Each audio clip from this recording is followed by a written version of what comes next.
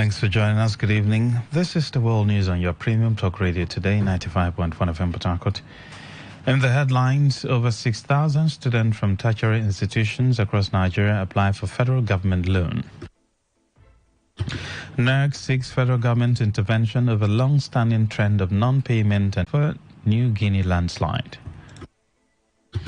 I am Lucky Maxwell. The Nigerian Education Loan Fund, NEL Fund, says it has had over 9.5 million visits with over 6,000 applications for loans from students in federal tertiary institutions since it opened its portal last Friday.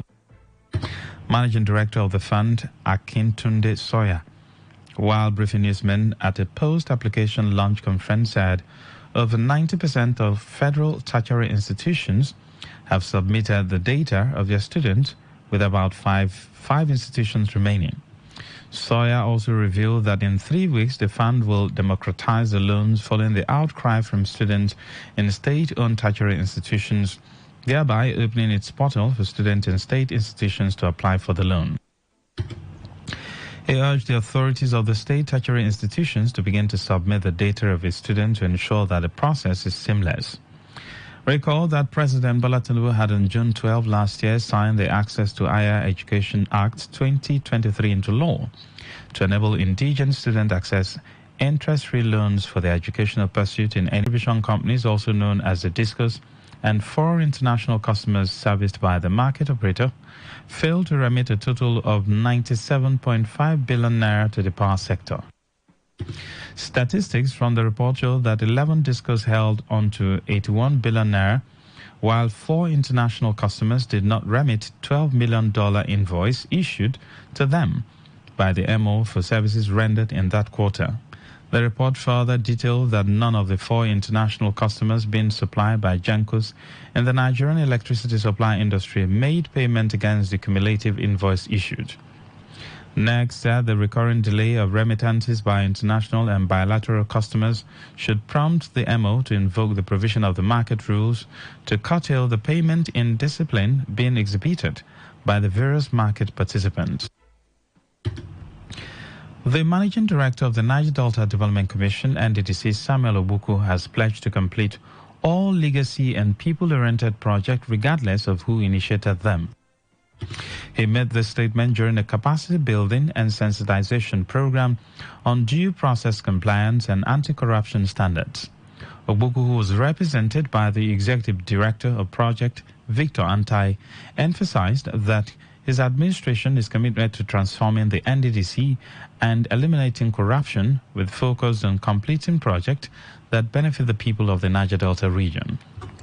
Acts, the EFCC acts, the money laundering acts have to be in our tips. So when we are doing our normal work in the office, we need to apply these laws so we won't be culpable of any child practices. The program featured speakers from various anti-graft agencies, including the Assistant Director of the Investigation and Operations of the Independent Corrupt Practices and Other Related Offences Commission, Ndu Okpara, who emphasized the importance of synergy and collective action in combating bribery and corruption. Work in the office, we need to apply these laws so we won't be culpable of any child.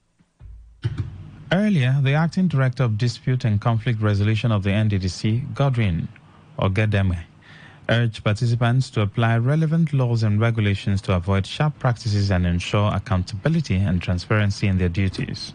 Target in this program, we are working in synergy with the anti-graft agency. The ICPC is here, the Code of Conduct is here. As they are here, they came here to lecture us of what is expected from us as staff. So when we are carrying out our services or we are carrying out any assignments, we will not be found culpable because we are expected to follow the due process. When you say follow the due process, the ICPC acts, the EFCC acts, the money laundering acts have to be in our tips. So when we are doing our normal work in the office, we need to apply these laws so we won't be culpable of any child practices.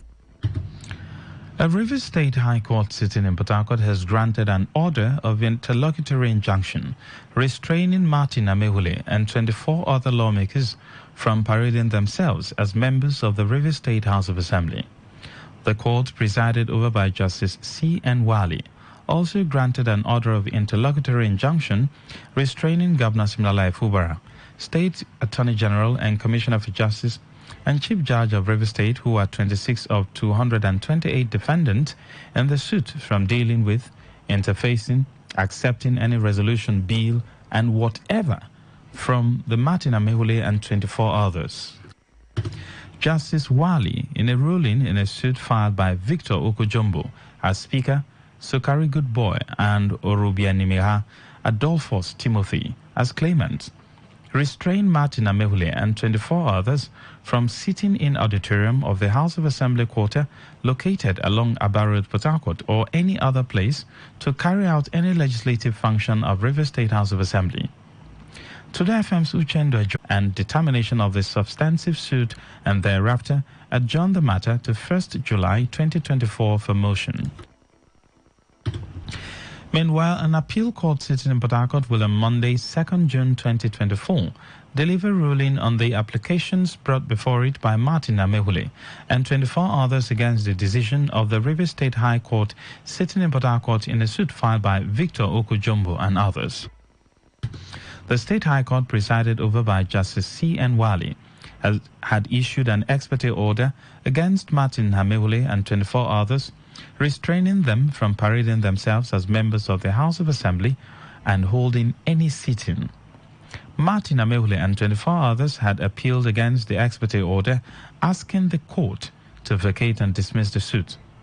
Today FM's Uchendo Joa reports that at the resumed hearing, the respondent, Victor Okojombo and others, filed a counter-application, and the court directed the plaintiff to respond between now and 12 noon tomorrow, Friday, 31st, 2024, and show proof of service on the respondent through any means.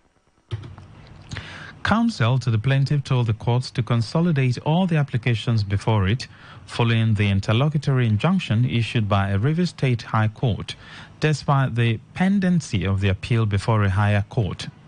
The three-man panel of appeal also directed the respondent to respond on or before Monday, 3rd of June 2024, before the resumed hearing and ruling on the application. You are listening to the World News on Today 95.1 FM Port Harcourt. We'll be right back after this short break. Stay with us. Every day, every hour, when the big stories break, depend on our 24-hour news team to bring you the latest. Today, 95.1 FM.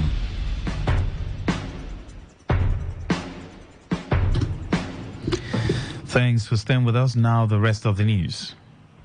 Traders in oil mill and My 3 markets in Port Harcourt, River State have attributed the continuous hike in the price of food items to multiple taxation and increased transport fare. The traders who made this disclosure in an interview with Today FM Sandra Kenneth explained that they initially paid 300,000 naira to transport goods from northern parts of the country, but now pay 1.8 million naira to 2 million naira. The traders also disclosed that the price of goods have now increased by over 1,000%.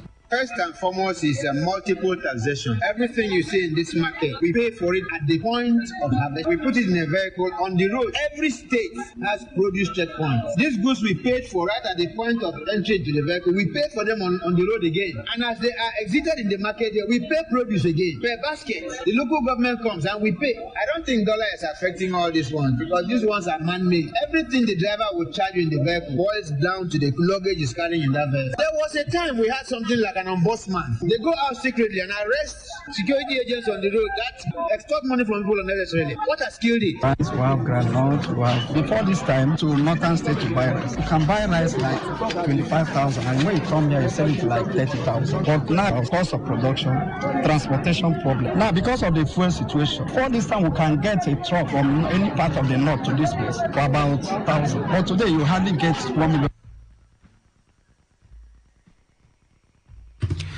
They also blamed the hike on insecurity, saying farmers in the northern parts of the country barely go to farm as a result of activities of herdsmen. On his part, a truck driver who conveys goods from different parts of the country told to the FM that the presence of some illegal tax collectors who demand up to 100,000 naira for each local government in different states across the country has also contributed to the hike. help us. We know they subsidy anything. Now only God did they give me breeze at the breeze. Part of this one, Nigeria, Bamu some for me. I tell my camera, I made a subsidy. Wahala muke shamuna fama da wahala dan girman Allah. I tell my camera, dan Allah, dan Allah. 700,000 naira because we they carry a motor of Shambo and Pepe. Only 700,000 will make you one Homer bus. But now because of that fear, we go make it 3.5. Sometimes go make it to 4 million. And because of bad roads, because of Agboro, because of some things, before you go reach Matako here now, that will make you up to 4.5 million. So if you buy 4.5, you come here, what do you expect to do? You go expect to sell it 7 million because you're looking for gain. A farmer, however, advised the federal government to subsidize the price of fertilizers to enable them be more effective in the production chain.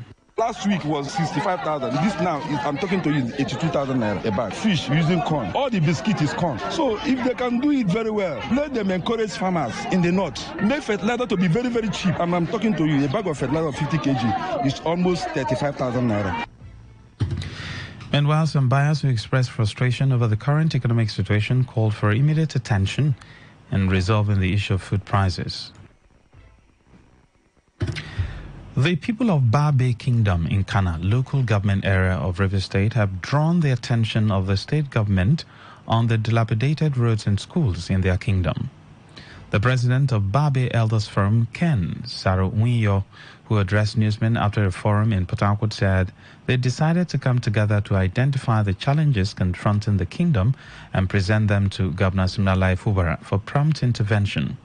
Saro-Wiyo, while commending the efforts of the governor on his first year in office, expressed optimism that the governor will use his second year in office to correct the sufferings caused by the immediate past administration, especially in Babe Kingdom. The former chairman of the Nigerian Bar Association, Bori Branch, Saro-Wiyo, who claimed that Babe is the origin of Ogoniland, called on Governor Fubara to consider issues affecting Babe people and ameliorate the sufferings in the kingdom. We came together to discuss the issues that affect us, and we are happy that our issues be properly discussed, and we shall present it in the near future to the governor of Rivers State. Nothing has been done to the Babe people. We will make him come and see the things that is happening in Babe. We have schools that have collapsed. We have roads that we call his attention to. We need new king. Babe lost our king for a long time. We have so many things that we have to put on the table for him because there is no now to commission. Mixed reactions have continued to trail the reintroduction of the old national anthem, Nigeria We Hail Thee. Some residents of Port Harcourt, in an interview with Today FM's Odinaka Chiselestin, claimed they were not interested in the decision of the National Assembly and President Bola Tinubu to reintroduce the anthem. While noting that the lyrics may be good and better, the resident, however, expressed concern that it was not written by a Nigerian and may be an indictment that the country is not capable of being truly independent from their British colonizers. They called on the government to leave trivial pursuits and focus on rebuilding the economy, improving infrastructural development, employment opportunities, and solving the worsening insecurities currently being experienced in the country. Target in this program, we are working in synergy with the anti-graft agency. The ICPC is here, the code of conduct. Apologies for that slight mix-up. The executive and entire members of the Iwuroha Social Club of Nigeria have announced the demise of the matriarch of Iwuroha, Mama Silverline Onukem. According to a statement by the national president of Iwuroha Social Club, Ernest Wogu, and the Secretary General, Alex Ugele, Mama Silverline Onukem died on the 5th of March 2024 after a brief illness. The statement revealed that the burial of late Mama Silverline Onukem, as announced by family, will be on Saturday, 1st June 2024 at 10 a.m. at her residence at Onukem Nei Jonah compound. The statement noted that all members of Iwuroha Social Club of Nigeria must be at the burial venue by 9 a.m. on the said date to honor and pay their last respect to the departed member. On the foreign scene, Papua New Guinea has ruled out finding more survivors under the rubble of last week's massive landslide. This is after a United Nations agency warned of a significant risk of disease outbreak among displaced residents who are yet to receive sufficient supplies of food and clean water.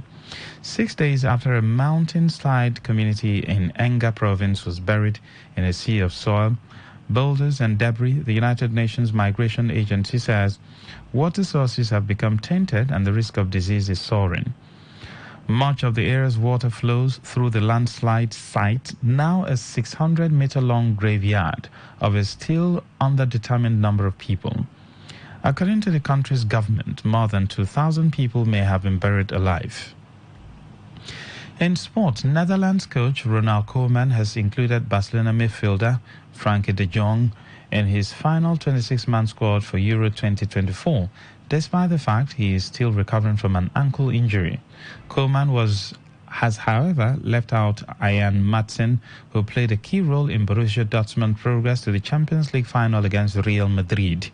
The coach has placed his trust at left-back in the duo of Nathan Ake, fresh from winning the Premier League title with Manchester City, and the veteran Daley Blind. The young suffered the injury in Barcelona's 3-2 defeat by Real Madrid in the El Clasico on April 21, the third time this season he had suffered ankle issues. To end the news, as a summary of the major stories. Over 6,000 students from tertiary institutions across the country have applied for the federal government student loans. You heard that NEC has sought the intervention of the federal government over the long-standing trend of non-payment and debt by international customers. We told you that traders in Port Harcourt have attributed the continuous hike in the price of food items on multiple taxation. On the foreign scene, you heard that the UN has warned of significant disease risk after Papua New Guinea's landslide. Stella Sassong edited the news. For comment and inquiries, please call 0818-389-2850. Send your emails to news@todayfmlive.com. Read our stories on todayfmlive.com. Good evening. I am Lucky Maxwell.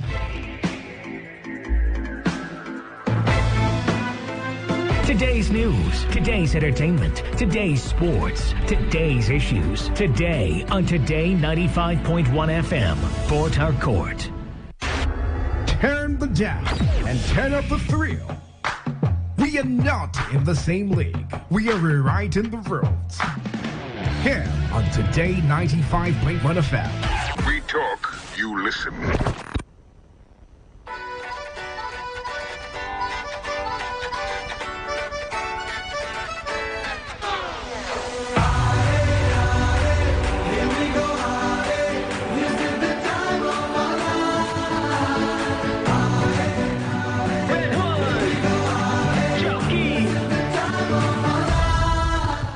Very good evening to each and every one of you out there. Good evening, Port Harcourt. Good evening to all sports fans around the city, around the nation, and around the globe. It is Soccer Nation, the best 15 minutes of football you can find anywhere on radio. And my name is Osasi Him. You can call me the demigod in the world of sports, because I will be the man behind the console to drive you through this ever amazing and exciting world of football. And as usual, I'll say to you, sit back, relax, and enjoy this ride.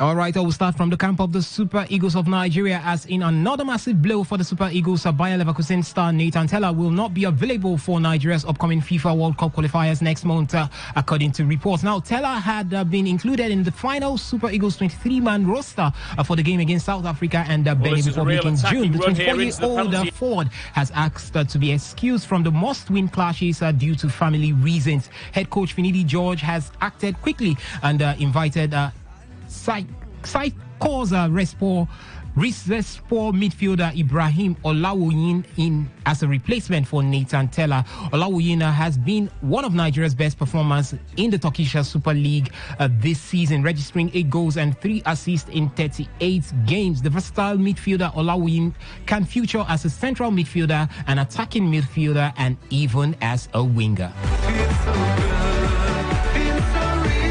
Stay with the Super Eagles of Nigeria. Super Eagles midfielder Wilfred Ndidi has offered himself to Spanish La Liga giants Atletico Madrid amid interest from Everton, Newcastle United and Sevilla. Ndidi had an impressive campaign with Leicester City in the English Championship, registering 4 goals and 5 assists in 32 appearances. His performance were key in helping the club gain promotion to the English Premier League. However, with his deal set to expire at the end of the season, Ndidi refused to extend his contract, thus making him a free agent this summer. The 27-year-old midfielder has been short of suitors, though, as Juventus, Everton, Newcastle United, Galatasaray and Sevilla have all been linked with signing him. But in the new development, Papis Hajjaz Ndidi is not interested in joining Sevilla because he wants to play Champions League football. Instead, he has set his sights on joining 2-time Champions League finalist Atletico Madrid. From the Super Eagles, we'll go to the global scene where Bayern Munich ended their search for new coach by agreeing a deal with Burnley last week for Vincent Kompany. The Bavarian club held a press conference on Thursday to unveil Kompany as the new coach. Max Ebel was present at the press conference held in Bayern. Rotten agreed on a 3-year deal contract with Kompany. They reportedly paid a fee of just over 10 million euros for the Belgian coach. He becomes the top target for Bayern once Thomas Tuchel couldn't reach an agreement with the club to stay for one more season. Kompany was not at the top of Bayern's shortlist when they started the search for a new coach in April. Ebel and Christoph Freund tried to sign Xavi Alonso from Bayer Leverkusen. However, the Spanish coach decided to stay at Bayer Leverkusen. Die Rotten faced rejects from Julian Nagelsmann and Ralf Rangnick, while Crystal Palace didn't entertain their offer for Oliver Glasner. The Belgian coach will have to handle a dressing room full of stars. It is not going to be a straightforward ride for Kompany at Bayern Munich. The Bavarian club has to back him wholeheartedly to make the project work. All right, from Germany, we go to Spain, where Barcelona new coach Hansi Flick has to start making decisions about possible departure from the squad. Both he and the sporting management have clear targets to sign in the event that there is a salary limit, with the priority being a central defender and a winger. But the first evaluation will be with the loan players and the footballers who have had less minutes. One of the cases to be discussed is the situation of Ansu Fati, who is returning from a loan spell at Brighton and Hove Albion. In any case, if Ansu does complete the preseason, he will be back in the shop window, and that would also make things easier for a possible departure, as interested teams would have the opportunity to see him. Meanwhile, a former Ballon d'Or holder and FC Barcelona legend Rivaldo said that Kylian Mbappe will have to show that he deserves to be a starter at Real Madrid in quotes carried by Sports. Mbappe has already confirmed that he will leave Paris Saint-Germain when his contract expires on the 30th of June, but he hasn't revealed his next destination other than saying he can't wait to join his new club earlier this week. This is widely expected to be Real Madrid, though, and despite Mbappe's standing as one of the world's best players, Rivaldo believes he will have to prove his worth to head coach Carlo Ancelotti. Quoting Rivaldo, "I don't think either Rodrigo or Vinicius Jr. will be harmed by Mbappe's move to Real Madrid. I think the pressure is on Mbappe, who is going to arrive at a team that will surely win the Champions League, a title that Mbappe has never won. And if Real Madrid win that title, it will be partly because of Rodrigo and Vinicius Jr." From Spain, we head to Italy, where Theo Hernandez has made a decision to leave AC Milan when the summer massacre opens after 5 years at the club. The motivation, as per the papers, is linked to the player's desire to take the next step in his career, a career which so far has seen Atletico Madrid B team, Alaves, Real Madrid, Real Sociedad and AC Milan. With his contract expiring in 2026 and with renewal discussions still at a stand, rumors about the departure of the French left back and are becoming more and more tense and insistent to secure the signing of a player considered amongst the best in the world in his position. A bid of at least 80 million euros must be sent to AC Milan in order to make them change their mind. Still in Italy, Lazio are reported to be in intensive negotiations with Al Duhial to sell midfielder Luis Alberto for Sika for 10 million euros. The Spanish veteran has shocked everyone when announcing live on television that he had put in a transfer request and wanted his contract terminated by mutual consent at the end of the season. Lazio president Claudio Lotito responded that he would only consider a departure if a suitable offer was made, and he was thought to be asking for 25 million euros. However, reports suggest that Lazio are now discussing a sale to Qatari club Al Duhial for 10 million euros plus bonuses.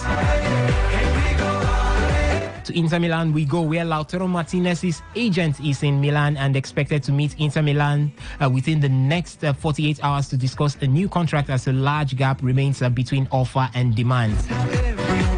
It is not necessarily a job to be rushed, considering the striker is under contract at San Siro until June 2026, but still something the club needs to resolve before next season begins. Multiple reports state that agent Alejandro Camano has landed in Milan and is expected to meet with the directors within the next 48 hours in what ought to be a potentially decisive encounter. Lautaro Martinez's current contract earns him 6 million euros per season, and it is reported Inter are offering him 8 million euros, whereas the request is anywhere from 10 million to 12 million euros depending on the sources. Elsewhere, Juventus may be forced to improve their offer to Thiago Motta before he becomes their next manager. The Brazilian Italian is leaving his role as manager of Bologna when his contract expires in 1 month, and Juventus wants him to be their next gaffer. He has had an offer on the table for the last few weeks, and almost everyone believes he will become the next Juve coach. The Bianconeri offered him 3.5 million euros per season to become their next gaffer for 3 seasons. Reports claim he wants 5 million euros net per season and an additional 1.5 million euros per season for his coaches. Finally, from Italy, we go straight to Ireland, where Shelbourne FC have today announced that Finn Sherlock will leave the club but join TSG 1899 Hoffenheim in Germany on July 1st, 2024. Finn joined Shelbourne FC in January 2022 from Cotterhill Habs. He was capped at international level at under 15 with the Republic of Ireland by Jason Donoghue. Once he broke into the squad, he became an ever-present, featuring consistently in Paul Ossam's starting 11 with that won the Victory Shield in 2023 for Ireland, which puts the young player on the radar of numerous European clubs. Finn says, and I quote, "I want to thank Com, my coach, and the teammates and everyone at Shelbourne FC for everything they have done for me. The support and development I've received here have been incredible, and I've learned so much about the game. The club has given me a fantastic football education, and I am deeply grateful for all the opportunities and experiences."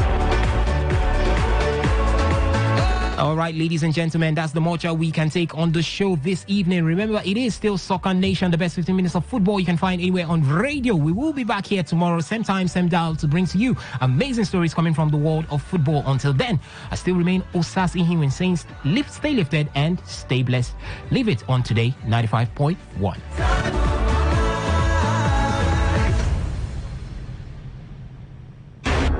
Turn the dial and turn up the thrill. We are not in the same league. We are rewriting the rules. Here on Today 95.1 FM. We talk, you listen. Talk radio. I listen to a lot of talk radio. 95.1 FM. You may not realize it, but do you know you can always show your love for others with simple gestures? Here are some of them. Always look for the good in people. There are 2 sides to every story. We have our good and bad sides.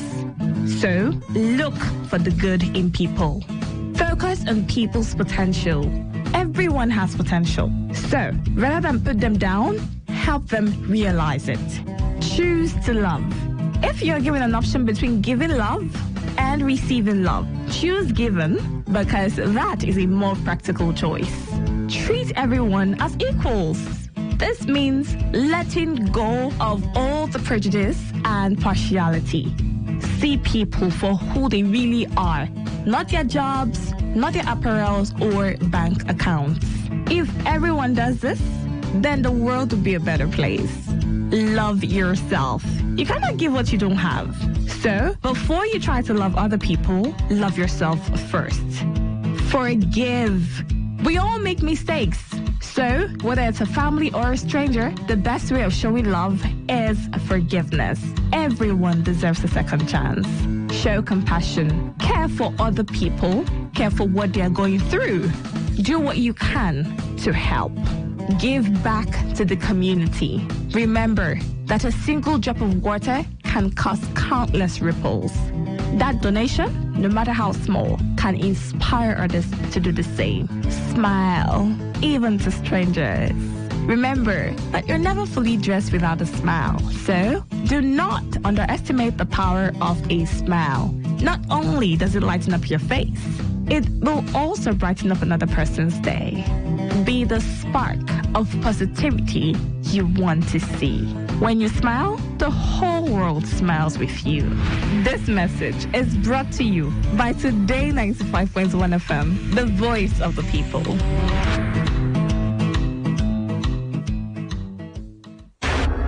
Turn the dial and turn up the thrill. We are not in the same league. We are rewriting the rules. Here on Today 95.1 FM. We talk, you listen. What do you love listening to? What's your style? What's your choice? What do you yearn for? So we've got great talk, amazing conversations, entertainment, sports, and lifestyle. So tune in to Today 95.1 FM. We're talking because we are the voice of the people. The voice of the people.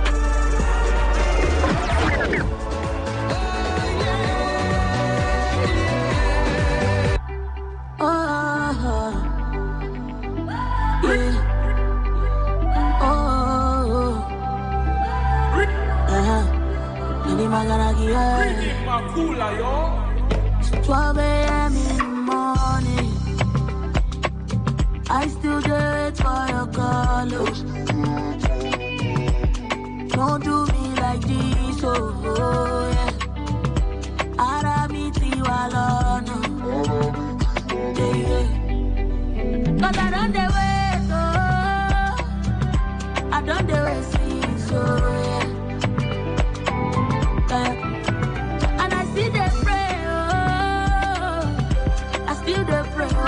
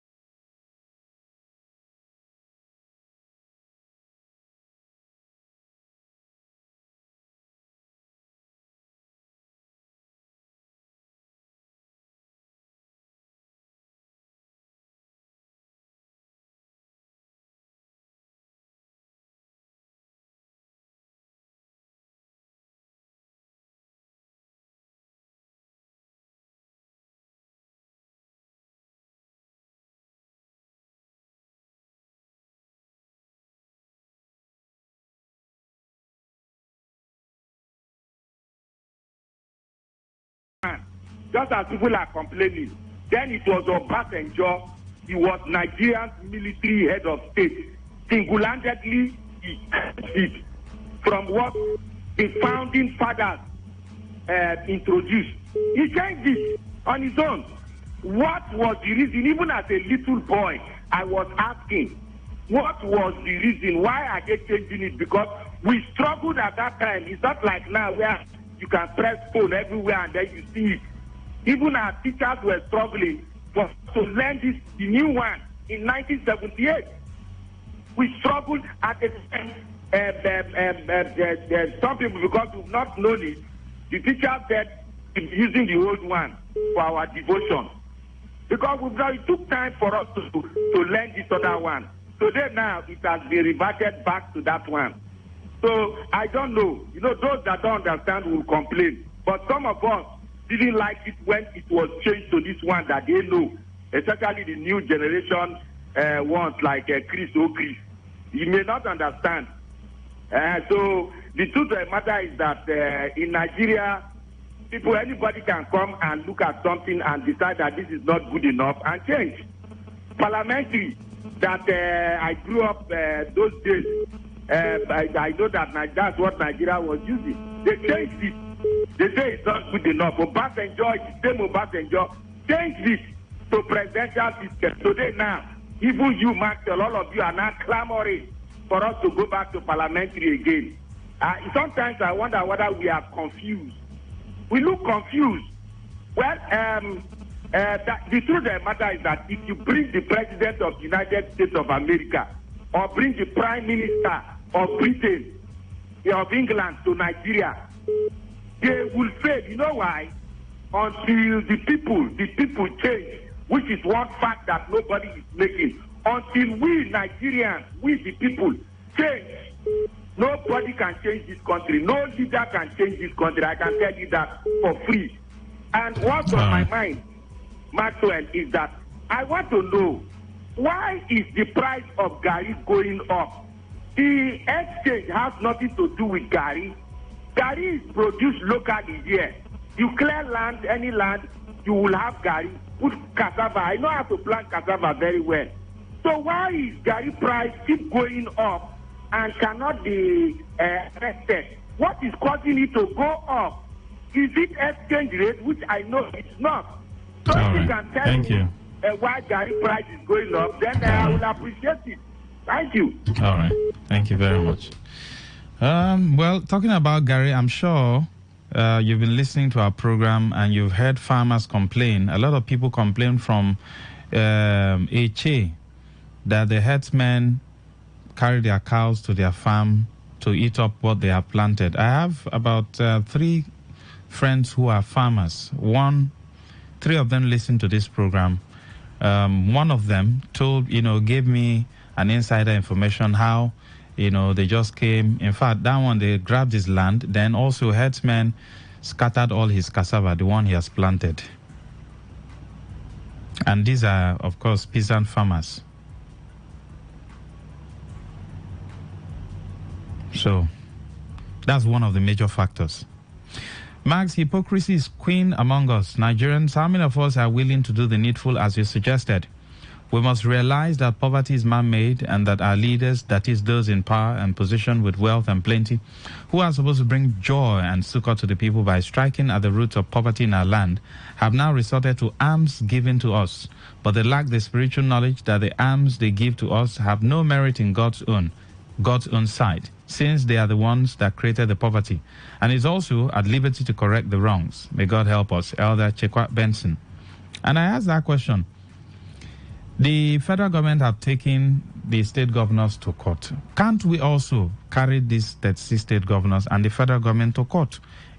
You will also put the Senate president, all the senators, the rep members, all the ministers and commissioners and state house, all of them, they will be respondents. Let the Supreme Court judge and ask them why they have brought poverty and untold hardship on the people. Is it not possible? Good evening. Okay, Maxwell. Welcome. Go ahead. I to call you for Roma. Look, Maxwell, what is in my mind is that they are talking about a national anthem that is changed. So how long are we going to abide to this new old national anthem that they bring it back? And I want to ask again, what is the secret behind this new national, whether new old national anthem will stay? Because as long as I am concerned, it's irrelevant to me. Because this is not our problem.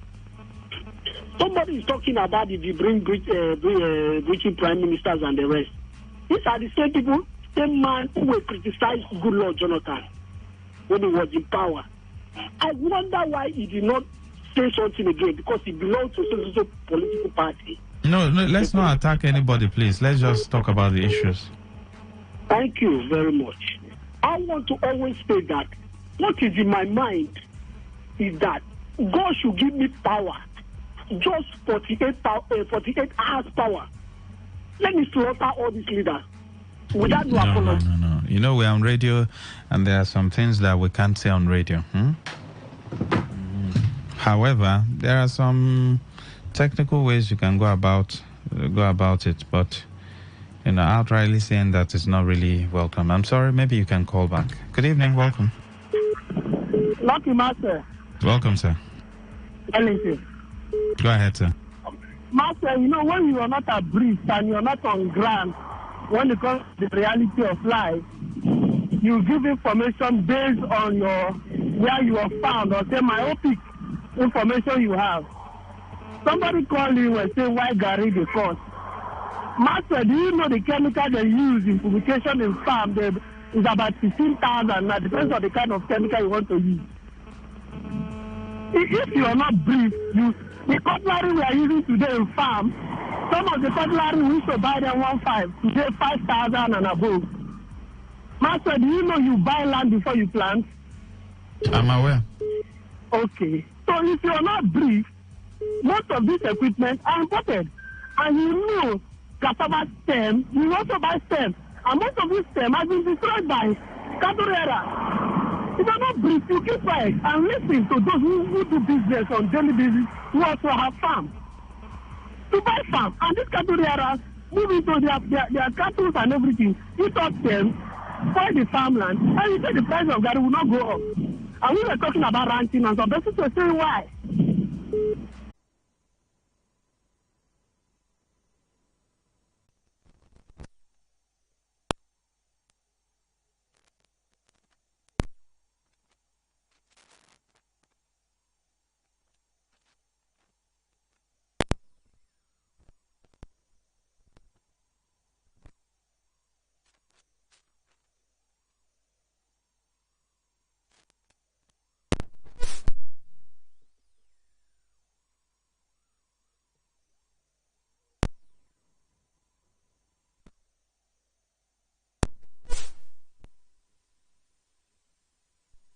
Very dark at night. The road is good, but it's very dark at night, and anything can happen. You have Deeper Life High School there, you have some other schools there, very fine area, but the place is usually dark. Now, from Wally Close, just opposite the car wash, there's solar light. They have solar light down, then linking the Rumekparali Road at some point, down to the junction that is even linking Rumekparali Road. Then how do you now explain that the whole of Rumekparali Road from opposite Akwa Grammar School down, get to Calabari Joint, go down. Everywhere is dark at night. It's probably when you get to the Deeper Life High School that you see, everywhere lit up. That's inside the school, but the road is dark. So that community needs to do the needful. Reach out to the NDDC so you can also have your own solar light. It's very important. Community leaders should not just sit down and wear regalia. Community leaders should start working, reach out to the authorities. It might be the state government, it might be NDDC, it might be companies. Reach out. Get things for your community. I heard a particular man said he will not do something, he won't move for something to come to his community because non-indigenous will also benefit. I folded my hands like this. I say, a human being is talking like that in this 21st century. I say, now, wow, it is well. Oh. Good evening. Good evening, welcome. Hello, good evening. Oh, what's going on? 0810-9510-951. Now, you can also send messages. That's another point. If you're trying to call, because a lot of people are trying to call, and you're not getting through, please send a message. Good evening, welcome. Good evening. Good to have you, sir. Go ahead. My name is Goodluck Isaac. Yes, please. Our road step from Ahuda to Abua is dark. There's no street light on the way. When I come from Ahuda to Abua, the road is dark. So I'm pleading to entities to make them come and fix solar lights there so that we can enjoy. So that we can fully enjoy. So for our communities now, it's brighter now because everywhere is solar light. But our that road is very dark, so that armed robbers can and all these kidnappers them on the way when we are driving our bike to Abua. All right. Thank you very much for your time. Like my street, we have solar light. You can come back by 12, after 12, 1. Everywhere is so bright. You don't need electricity, you know. I started making that noise here and I said, how can you be using diesel-powered generator to power this light, giving someone contract, wasting money? It makes no sense. And before you know it, when diesel is not available, what happens? Everywhere will be dark. But God has given us solar. So government should install solar lights everywhere and install good ones. That's another thing. One thing is for you to install solar lights. Another thing is for you to install good ones that will at least span for, last for a number of years. Let people enjoy this money now. We pack this money, where you go carry and go. Where do you want to take it to? So those in authorities should please do these little things for communities. There are communities I've heard that have no water. They drink from the stream. And I feel so bad. And we have Niger Delta Development Commission. We also have a state government. 13% derivation is there. Come on. If you have all this money, why not use it for the people? When the people are enjoying, God will bless you. But when the people are murmuring, and God will not be happy with you. God will be angry with you as a leader. So I'm appealing to our leaders. Just share these things small. You chop your own big one, but give this normal things that people deserve to them. Simple. And life moves on. Good evening. Welcome, sir. Go ahead. My name is Steven Ido. Yes, please. I want to tell Rivers State government and NDDC. It is that this solar that they are putting in Port Harcourt and in other communities, it is forbidden for the solar to my own community, which where I come from, Bane community. It is a forbidden something for them to bring that solar down to my community, Bane, Kana local government, that's the Kensaroiwa community.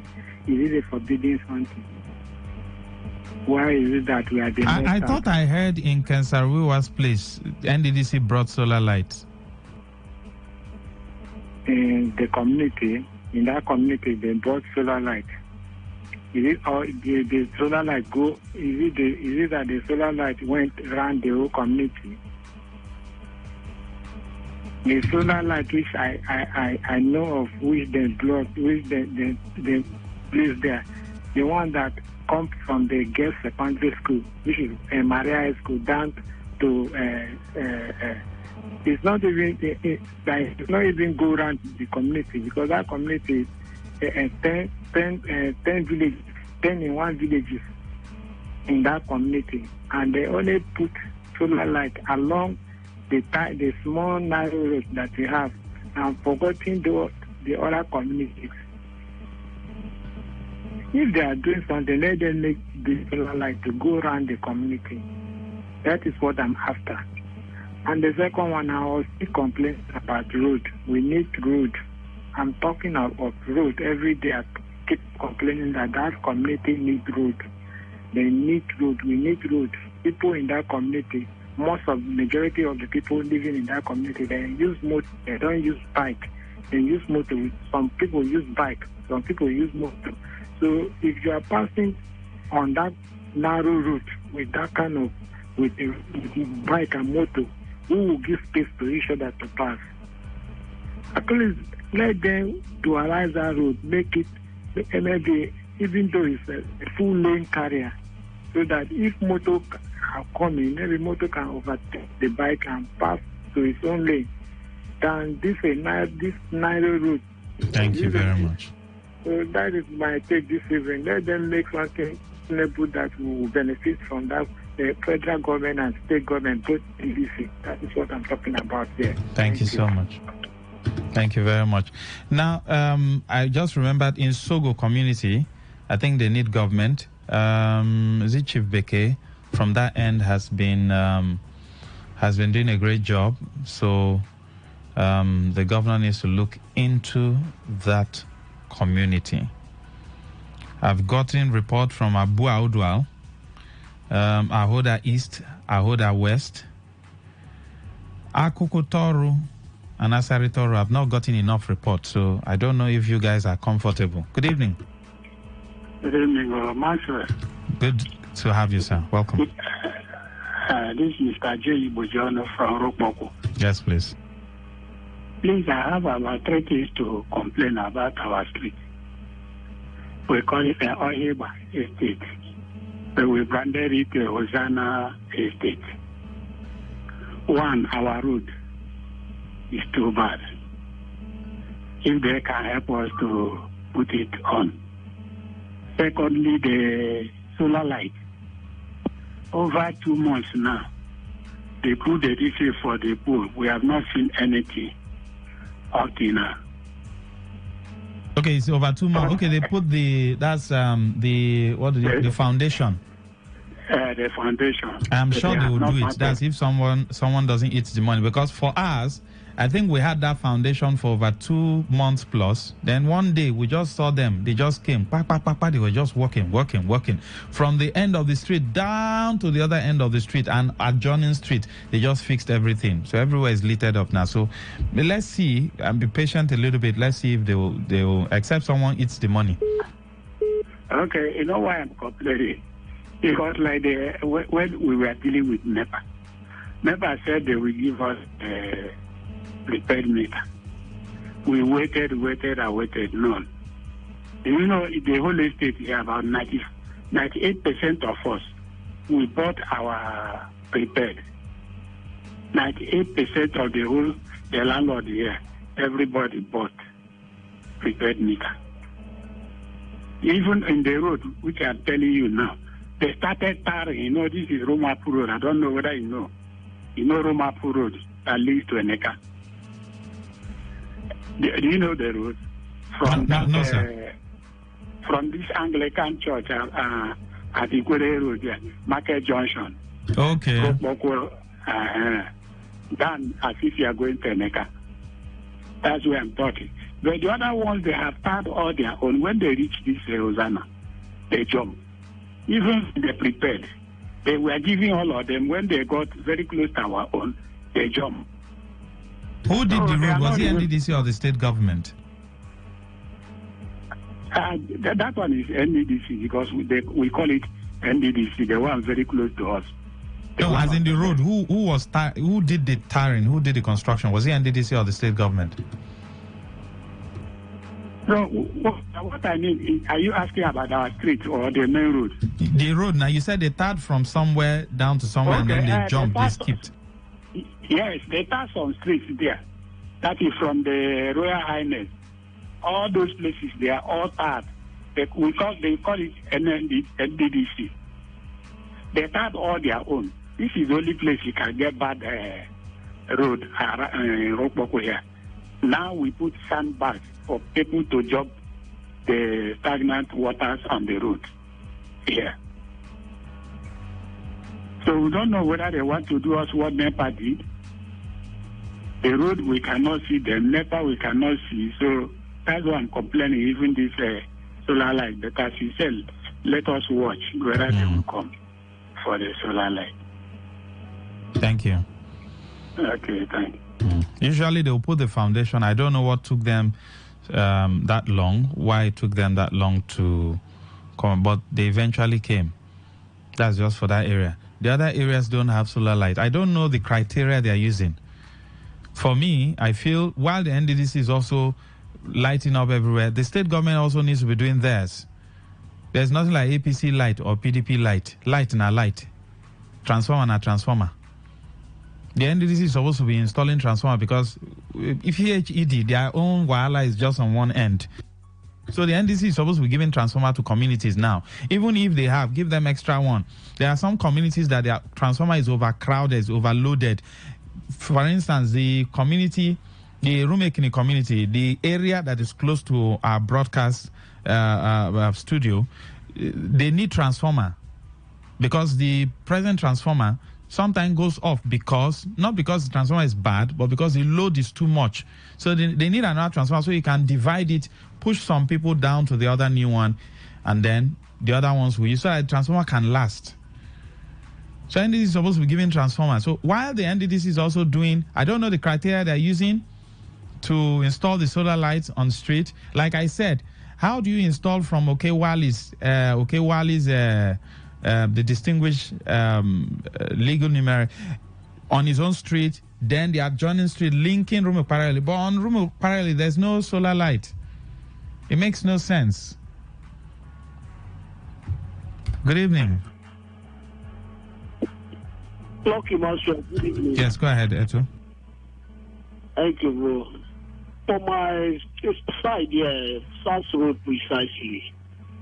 We have Mandela Estate precisely. We have this street light. It's working very well since the time of where immediately after election they brought those streets and fixed it, and they are all working. And the what they call NEPA light, that one. Though we have it over 22 hours, I may say so, 22 hours light. But do you know that just because of this light and one street road they just start their day, the rent is something else. I don't know.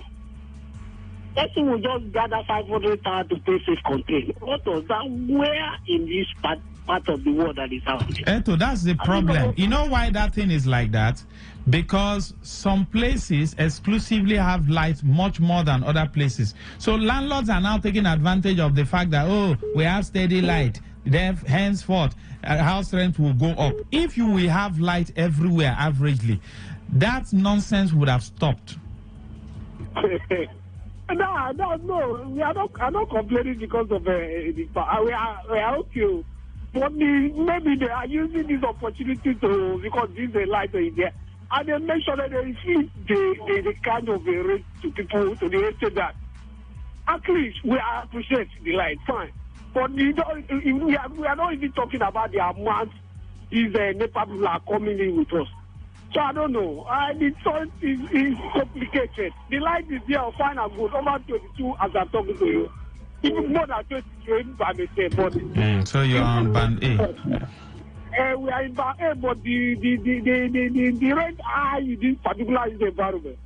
Somebody will be catching 500 and pay safe cost. So just they should do something. I don't know. Thank you. Thank you very much. Let's see now. The state government needs to go into low-cost houses, decongest Port Harcourt. If the Trans-Calabar Road is completed, you build low-cost houses in all these other... development is... you have to be strategic. I pray that the governor will be that strategic.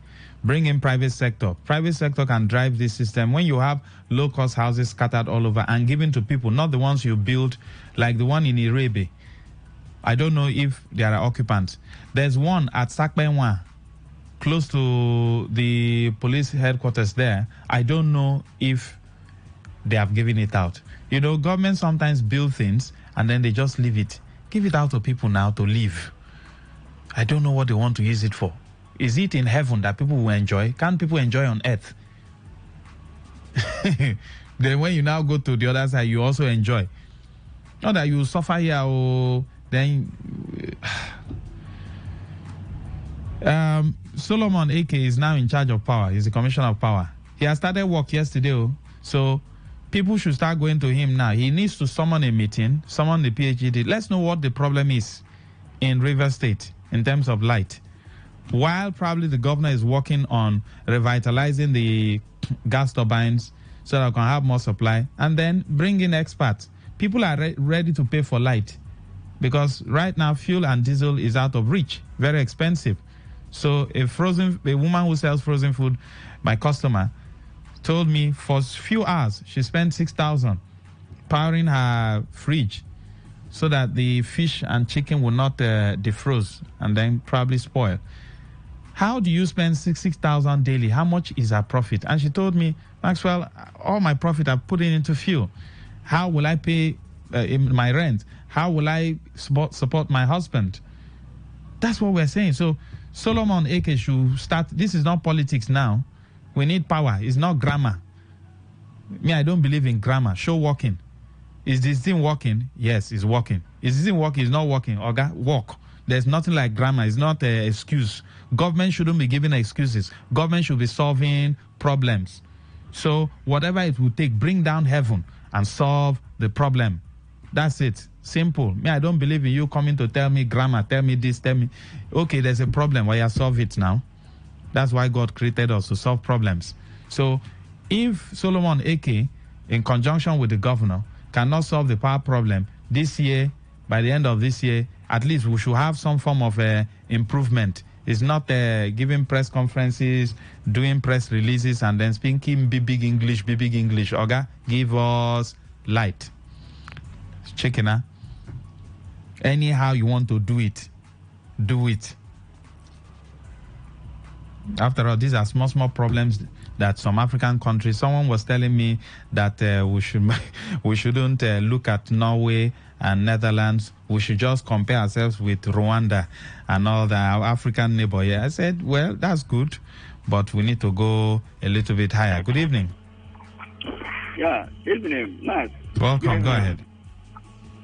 Matt, I'm appealing to Today FM, the engineer, they should try and help us. Here in Omuma, I believe we get you people. I've been carrying my radio around my room only to get you. Please, the engineer should try to help us. Please. Okay, sir. Okay, sir. We got that. Thank you very much. We got that. So, Engineer Cho, you heard it from Omuma. They are complaining. I know he's listening to me now. So do something.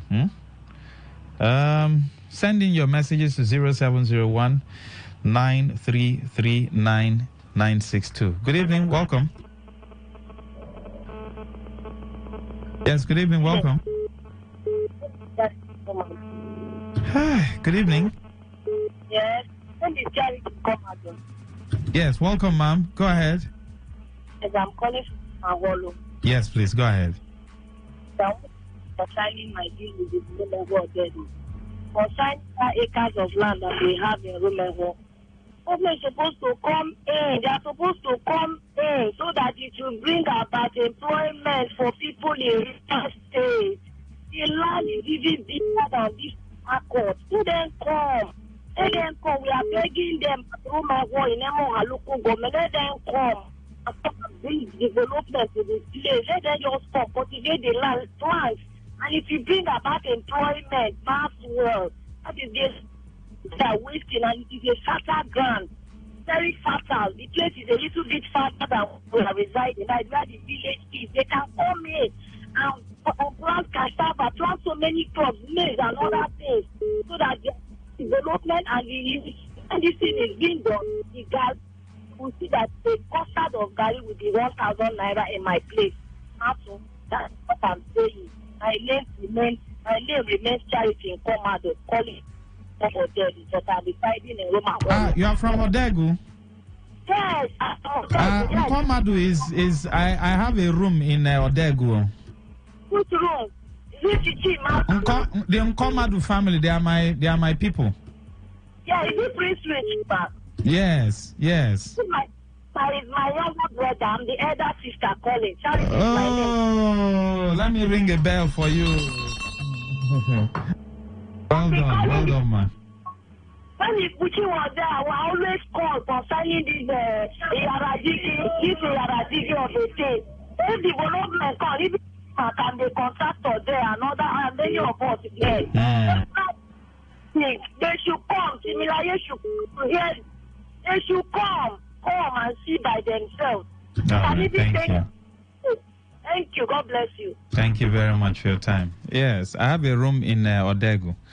I have a family there. When my very good friend and brother, when he lost the father, then I was still in school. We went for the burial, and I came back with very big fufu. If you see the kind of fufu I came with, very big, huge ones. You know, they are good farmers. So, Your Excellency, Governor Simala Ifubara, they are calling on you to come to Romewo. They have vast land. And then come and put in people, let them plant, so that we can have Gary in this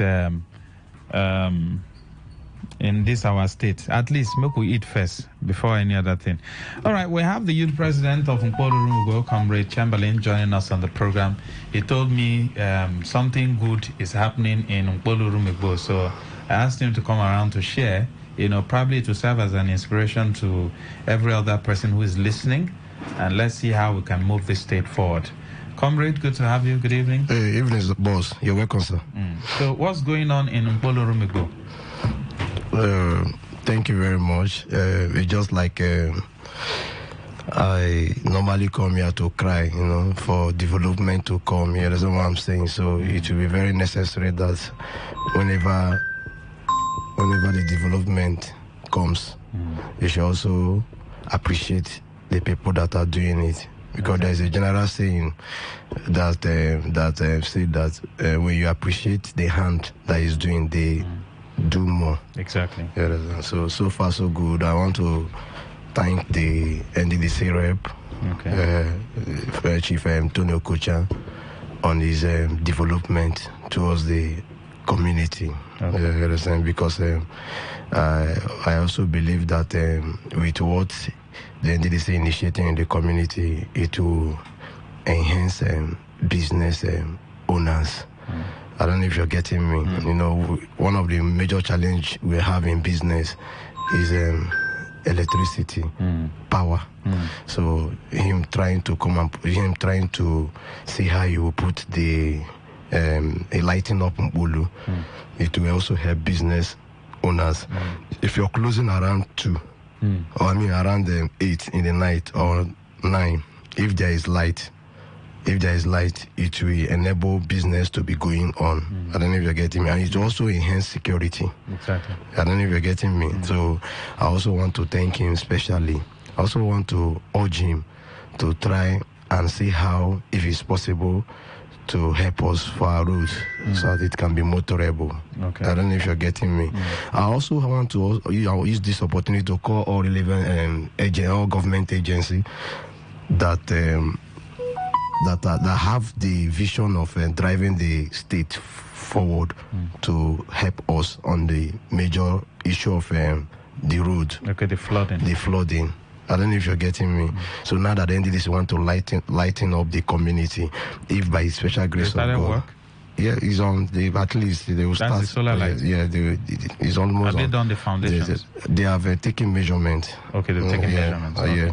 Yeah, that's what I'm saying. Not forgetting that they give us a standard hall where we can be meeting to discuss the forwardness of the community. Okay. It's almost on quarter to finish. The way I'm saying it, and they are heeding to their promise. The solar lights, are they putting it in all the adjoining streets? All from Mbulu Junction to Rome. They will even light up Roma to Romaolo. Wow. They will light up Romaolo. Okay. You know what that means to business owners? It means that some petty business owners will be staying till 2F1 because of there is light. And if there is light, it also helps in security. Exactly. So that is it. So I just want to thank him, at least for remembering us. Okay. Yeah, at least we are beneficiary of his leadership. And that is what leadership is all about, bringing dividends to the doorstep of the masses. Have you spoken with him about the other internal roads that are bad? Actually, is a kind of plead. Okay. I don't know if you're getting me. It's a kind of plead. It's a kind of plead. Okay, but you've not spoken with him? We have spoken. He said under his watch as NDDC rep that he will push. Okay. That he's going to push. I don't know if you're getting me. But the one thing he's assuring us is that not that he's 100% sure that but he will push as an NDDC rep because it's his duty to represent the state. Wherever they have inches, he will also let the NDDC to know. On the issue of the flood, have you been able to reach out to Solomon AK? Is your man, right? Solomon, yeah, he's a man. He's now a commissioner. Yes. He's now a commissioner now. Yes. He's now the commissioner for power. So you need to also reach out to him. The flood that is ongoing, you can also push now that the governor, because the governor has entered the second year in office, there's no time. Yes, I know. So you have to start pushing so that they can attend to that issue. Thank God we are not having, so much rain this period. That is my prayer. You see, if we had that kind of, 7 days rain that we usually have, probably because of the climate change, we're now having some form of sun. Yeah.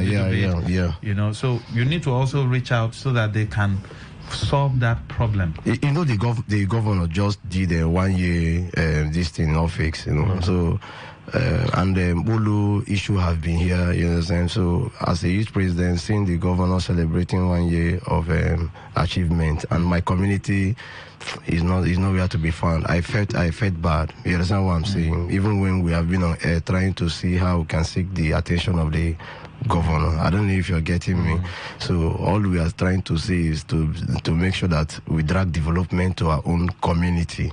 I don't know if you're getting me, because people that have suffered for 15 years is not an easy something. So it's not an easy something. And we participated in making sure that during the electionary process, we involved to make sure that we voted, but up till now, we are not seeing no sign of them coming to walk the roads, the state governor, but he has celebrated 1 year in office. I was happy for those people that benefited, but I also believe that our own will also include the Olu Rumibu issue. You understand? The issue of commissioner, it's just like what I told you. In the moment you have someone representing you, it takes someone that have the heart of the people to remember that he will do something for his people. A lot of them with different manifesto, when they go there, they try to forget it so easily.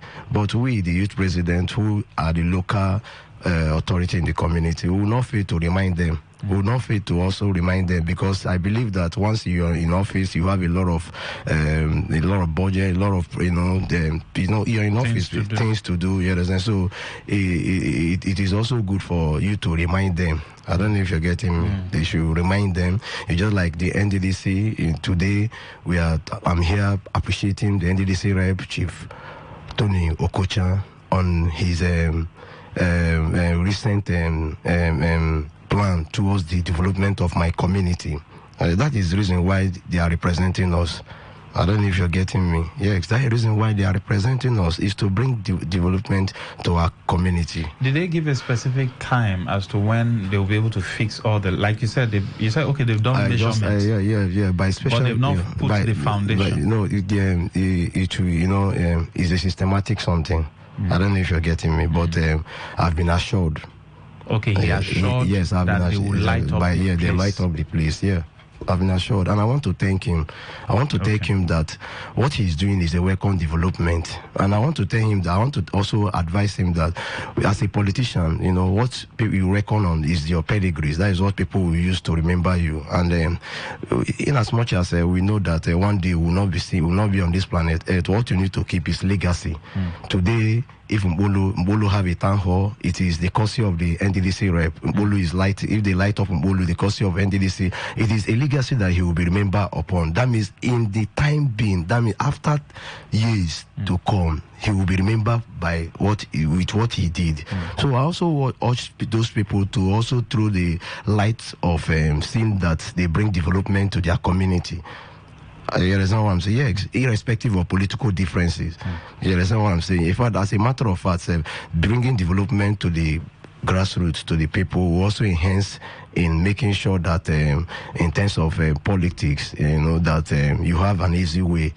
I don't know if you're getting me. Because when people see what you did to them, they will hear you when time comes. I don't know if you're getting me. Yes.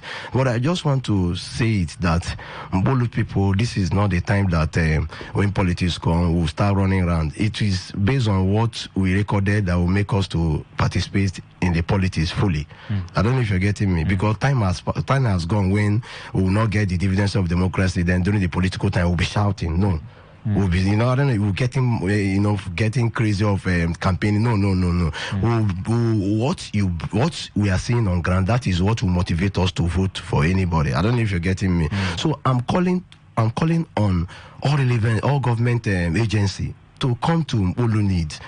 Yeah, Mbulu have about how many millions of people living there. Mbulu, is a major road that links to SARS, the airport, is a very big major road. So seeing that place for 15 years is not something that one can be happy on as a youth president. So please, I'm calling the governors. Since he has the intention of developing the state, he should come and come to Mbulu Aid. We are calling on him that he should come to Mbulu Aid. We know that Mbulu is not the only place in Rivers State that have this issue, but where it pinches you, if you wear issue, where it's affecting you. I will know deep. What have you attracted to your community? This is the time to move. Good evening.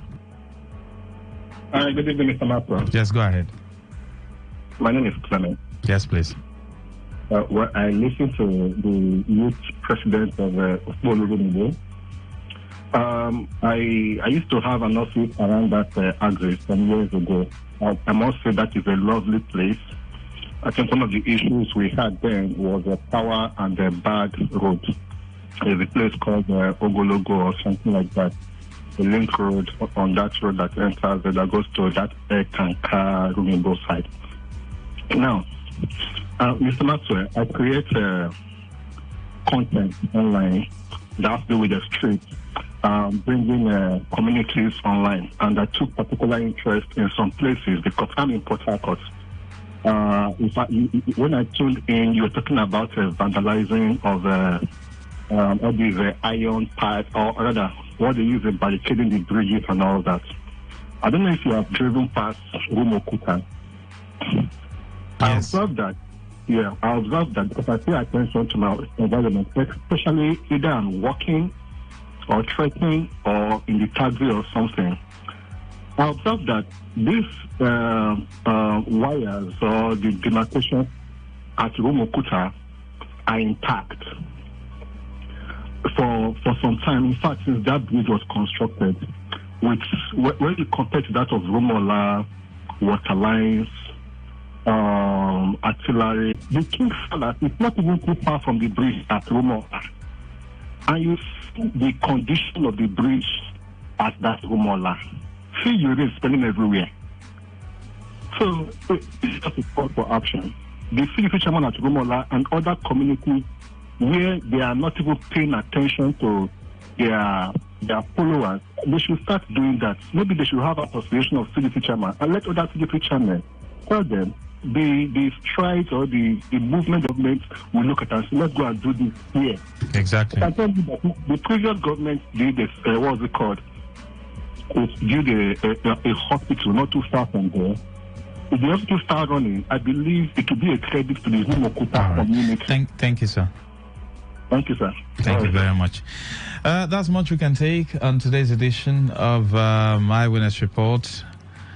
We'll go over to security. We'll take a short break. The rise in crime and criminality, the failure of the local government. That's what we're going to look at. Everything you see starts from the grassroots. Everything, nothing starts from up. No, it's from, even when you plant, what happens? It starts growing. So if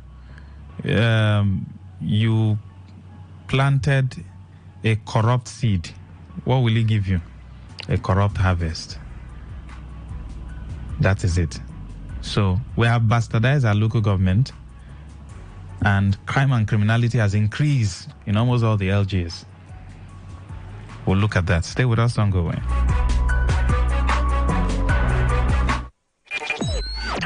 Talk radio. I listen to a lot of talk radio. 95.1 FM. Don't get it mixed up. You are listening to Today 95.1 FM, your premium talk, news, and sports station in Port Harcourt. We are the voice of the people. What's a successful business without sales? And what is sales without an audience? Well, do you know that you can reach 8 million listeners across 6 states in 2 geopolitical zones all at once? How? With Today 95.1 FM, you can get millions of people to know about your business. And what does that mean to you? More sales. Call 081-389-2850 now for more information. Tune in for a journey beyond the ordinary. Fasten your seatbelt. We're not just a station. We are the station. Today, 95.1 FM, the voice of the people.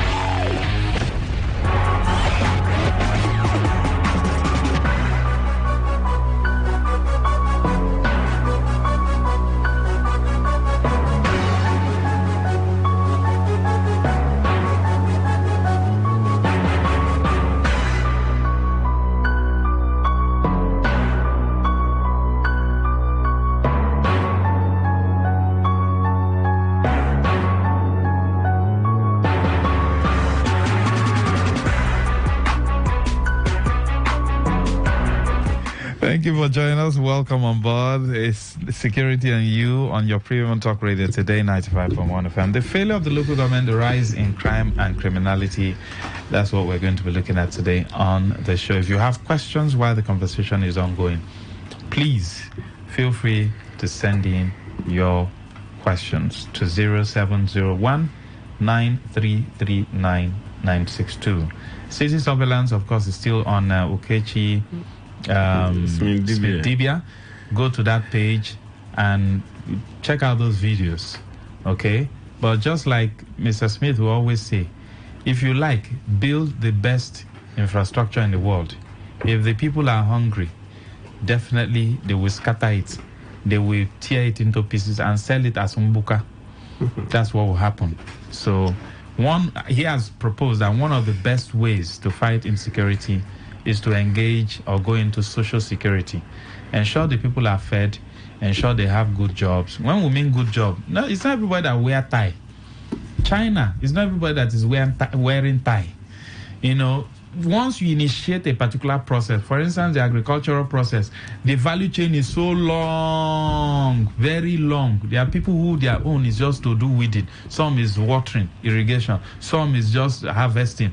So when somebody is working, or for instance, the port now is working to full capacity, and somebody is carrying a carton from this point to this point. Each carton you carry is, let's say, 200 naira. The person will want to carry like how many in a day? By the time the person is done, you pay him his money. He's looking for a way to come back home to rest and go back to work the next day. Everybody is busy. Who will have time to go and cut barbed wire or to go and steal a solar light? Nobody will have that kind of time. When the person comes back by weekend, he wants to declare 1 or 2 bottles for him and his friends to relax and enjoy themselves. Maybe you cut the barbed wire and you sell it for probably whatever you want to sell it, and that remains it for that. That barbed wire is gone. You're not cutting another one. And now you have another source where somebody say, look after this barbed wire. I'll be giving you 5 naira. For a very long time. So you have to check the economic side of the crime. If I vandalize this barbed wire today and I just sell it for 20 naira, and this man pays me one naira for 2 years. Am I not getting more than 20 naira? Exactly. So that's exactly what that particular theory and topic is how to do. So that's exactly what we're talking of, failure of a local government. I can tell you that crime is local. And in Nigeria, we have 774 local government, I guess. And as such, it is the sector where the leaders or the people that are in charge of local government are supposed to think on how to improve their local government.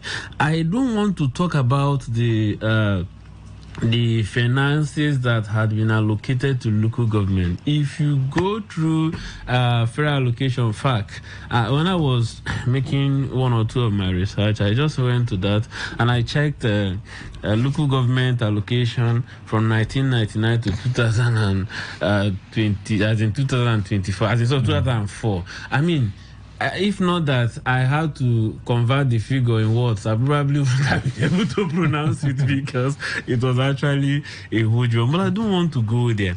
I made an introduction in this program and I said that local government sectors in Nigeria plays a crucial role in the governance and administration of grassroots community. However, over the years, it has been plagued by various challenges, including corruption, inefficiency, and lack of capacity. You see, these three things are the things that has killed our local government. Now, we are talking about governor. I mean, when I was coming, hearing street light governor, schools governor, what is the work of a local government? A local government that receives allocation, apart from paying the staff, which is statutory. What is the work of a local government? Why will a governor put a street light? Ordinarily, because what we're saying is some persons have this street light in their house, so it's not too big project that a local government chairman cannot actually say, okay, let me take it in phases.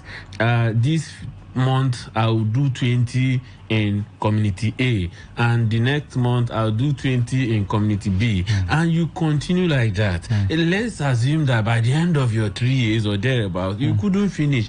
When the next local government chairman comes and see what you have set on ground, he will continue from there. But what we have seen in our local government over time is where a local government chairman will drive a bulletproof car. And tell me, why will a local government chairman drive a bulletproof car? It is because he has set up a level of insecurity in his community. Because if you are a father and you are open to your children, I tell you, you need not to lock your doors when you want to go to the sitting room. You know, I do security. Most times they call for these things and I just have consultation with them. I said, sir, you don't need to put spy camera in your room, in your own room. Why do you want to put spy camera? I say, when he comes back, people for the peace with money and all that. When he goes to sitting room, before he comes, his children will do that. I say, sir, you are the fault now. Yes, it's good I collect the money and give you the devices, but then let's leave the business aspect of it, because I say it in my seminars. There's different when a security professional is doing a security business and when a businessman is doing a security business. They are not the same. So we have to first of all know what his problem is. And I told him, I said, listen, you are not open to your children. They don't know how much you have. You're not open to them. So when you're open to them, they will be the one to even help you and secure what you have. So what I'm trying to say is, because the local government chairman has failed, or the local government sector in Nigeria had failed to go down to know their uniqueness. What is our uniqueness? I can tell you, let me use River State for example. in Rivers State, there is no local government that have identified their uniqueness. What I'm saying is, in Ikwere, there is what we call Ikwere Gari.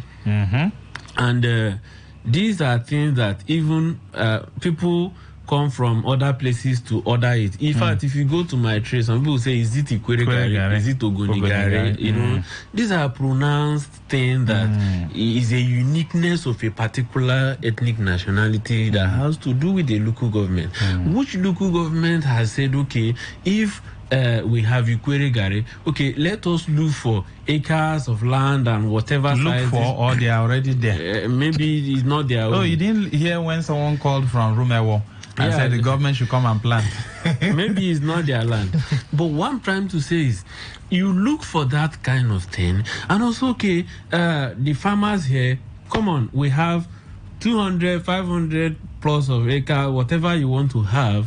This is what we are going to do. This is a project we are going to do. What we are going to achieve is this. We are going to produce, get all the mechanized farming and all that, get it there. We are going to produce. Everybody that have Gari in this local government, bring it to this factory. We are going to buy from you, and we're going to refine it, process it, and send it to our warehouse. Probably you have your warehouse at Choba, any part of Port Harcourt.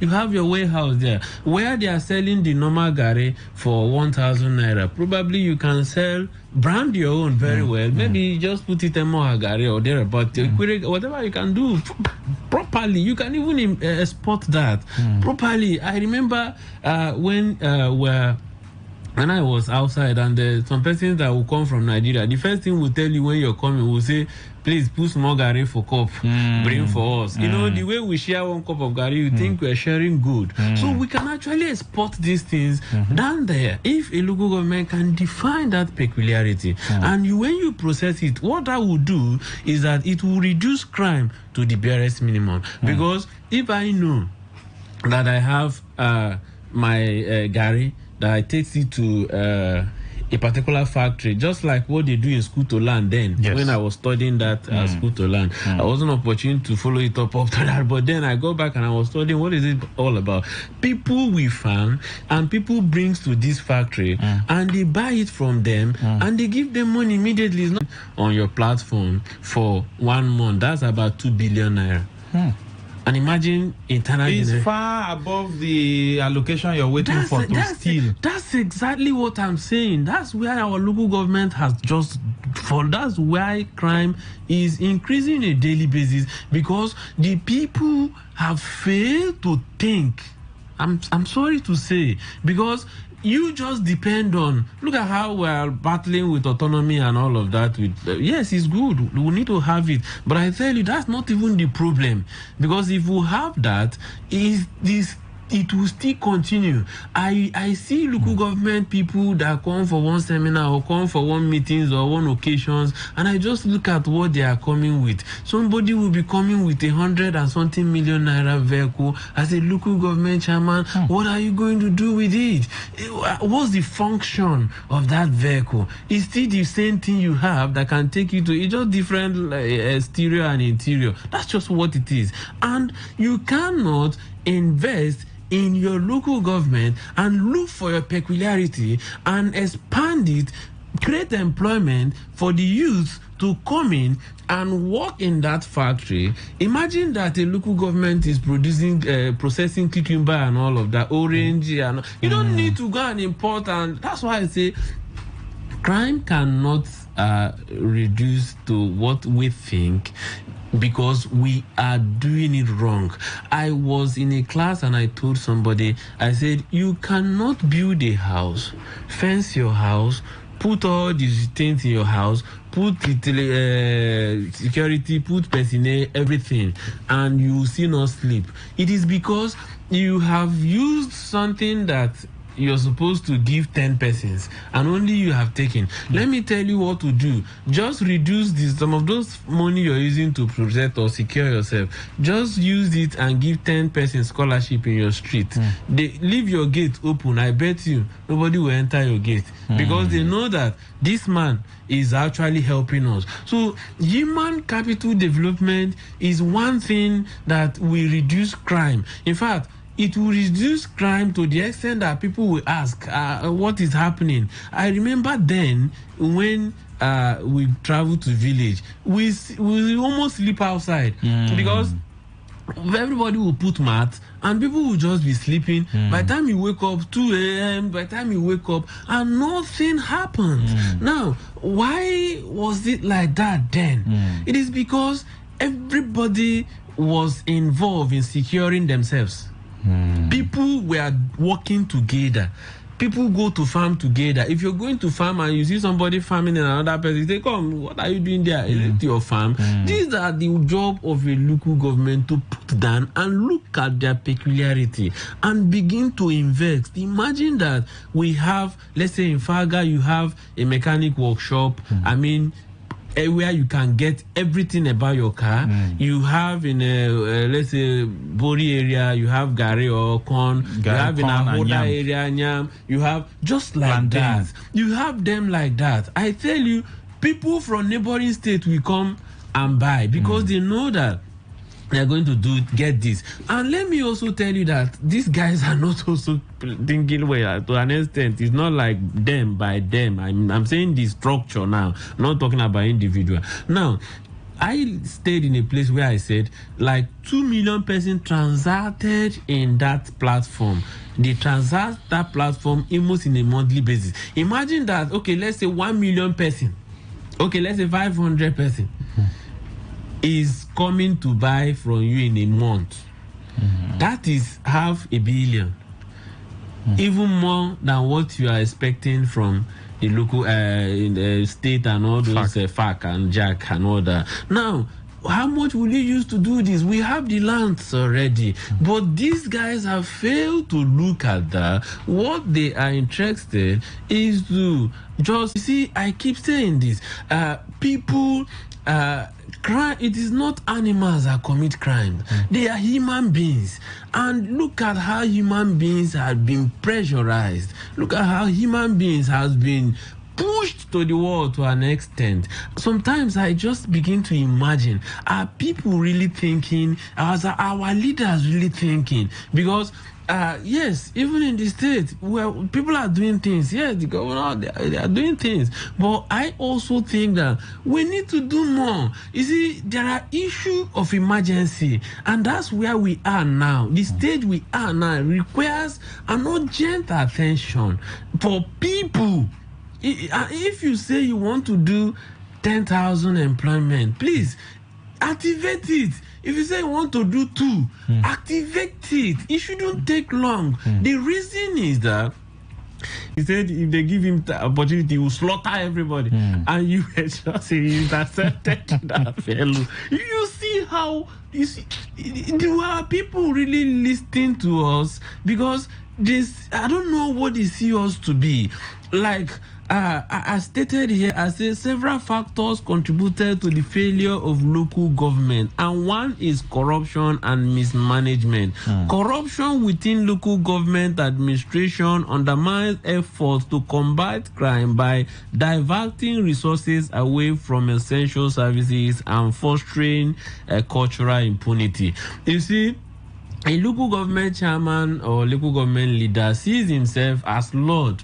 Exactly. As such, in fact, I read across a particular page where some local government will even arrest their followers, some will even go out for their followers. And I said, no, when the people you're leading begins to criticize you, it means that you're leading people. They want you to do well. So as such, you listen to their criticism, analyze their criticism, leave the one you think is not necessary, pick the one you think is necessary, and forge ahead. That what makes you a leader. You cannot be a leader that when I talk to you, you talk back. When I hear, even when you're passing, you hear, you respond. No, leaders don't do that. Because why you are doing that is because employment. You just came and you started singing love song. Like say, we're singing. My husband, give me food. That's what I want. Of a country that is without stain. I say, what are we saying? The country that they have stained everywhere. Is it by singing these lyrics that we make us be what we are? Why not you just ask them to people to look at this. So what we are trying to come back, like we are saying in the local government, is corruption and mismanagement, political interference.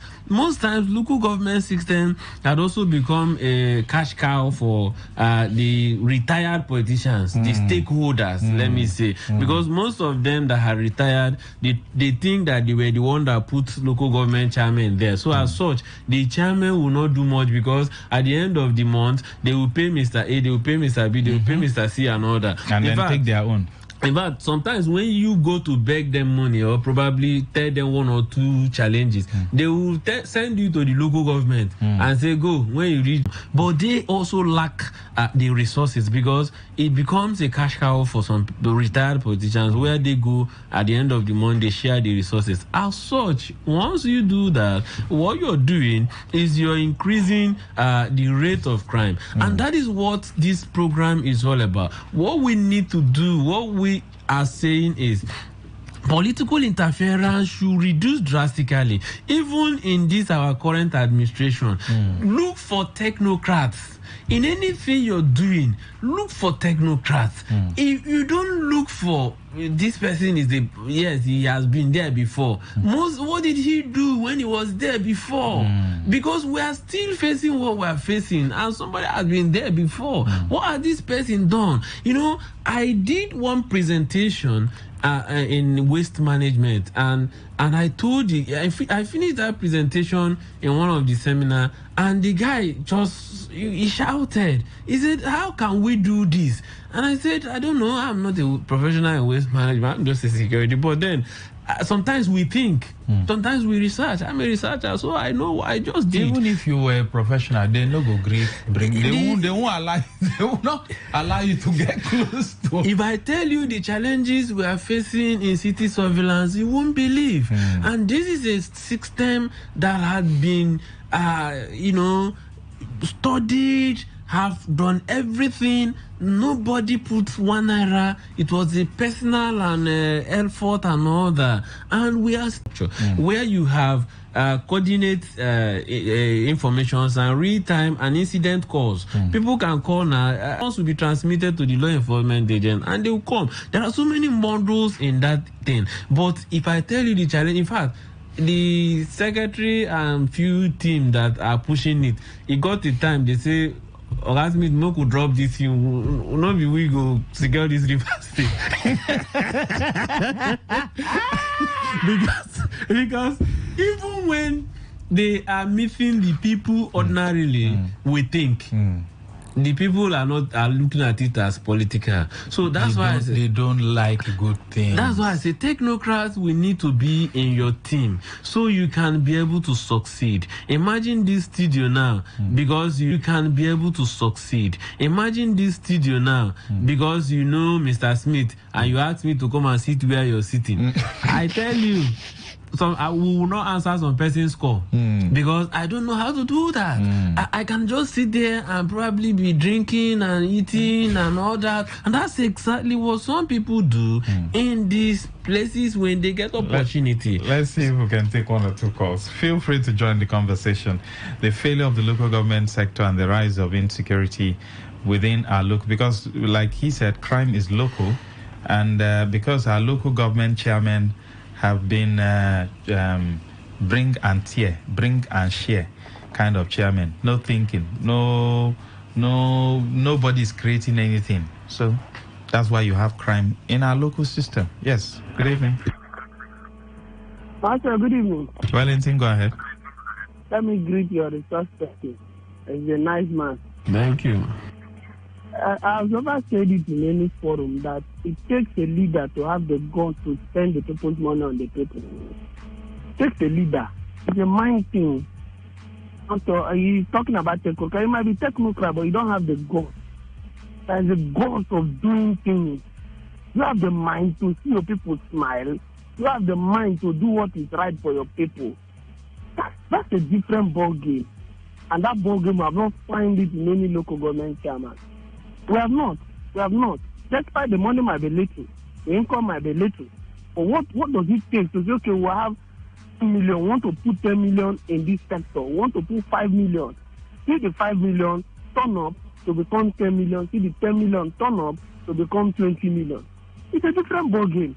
And we have not found such leader in terms of local government because he said those who they pick are people who don't have the mind to lead, but they have the mind to chop.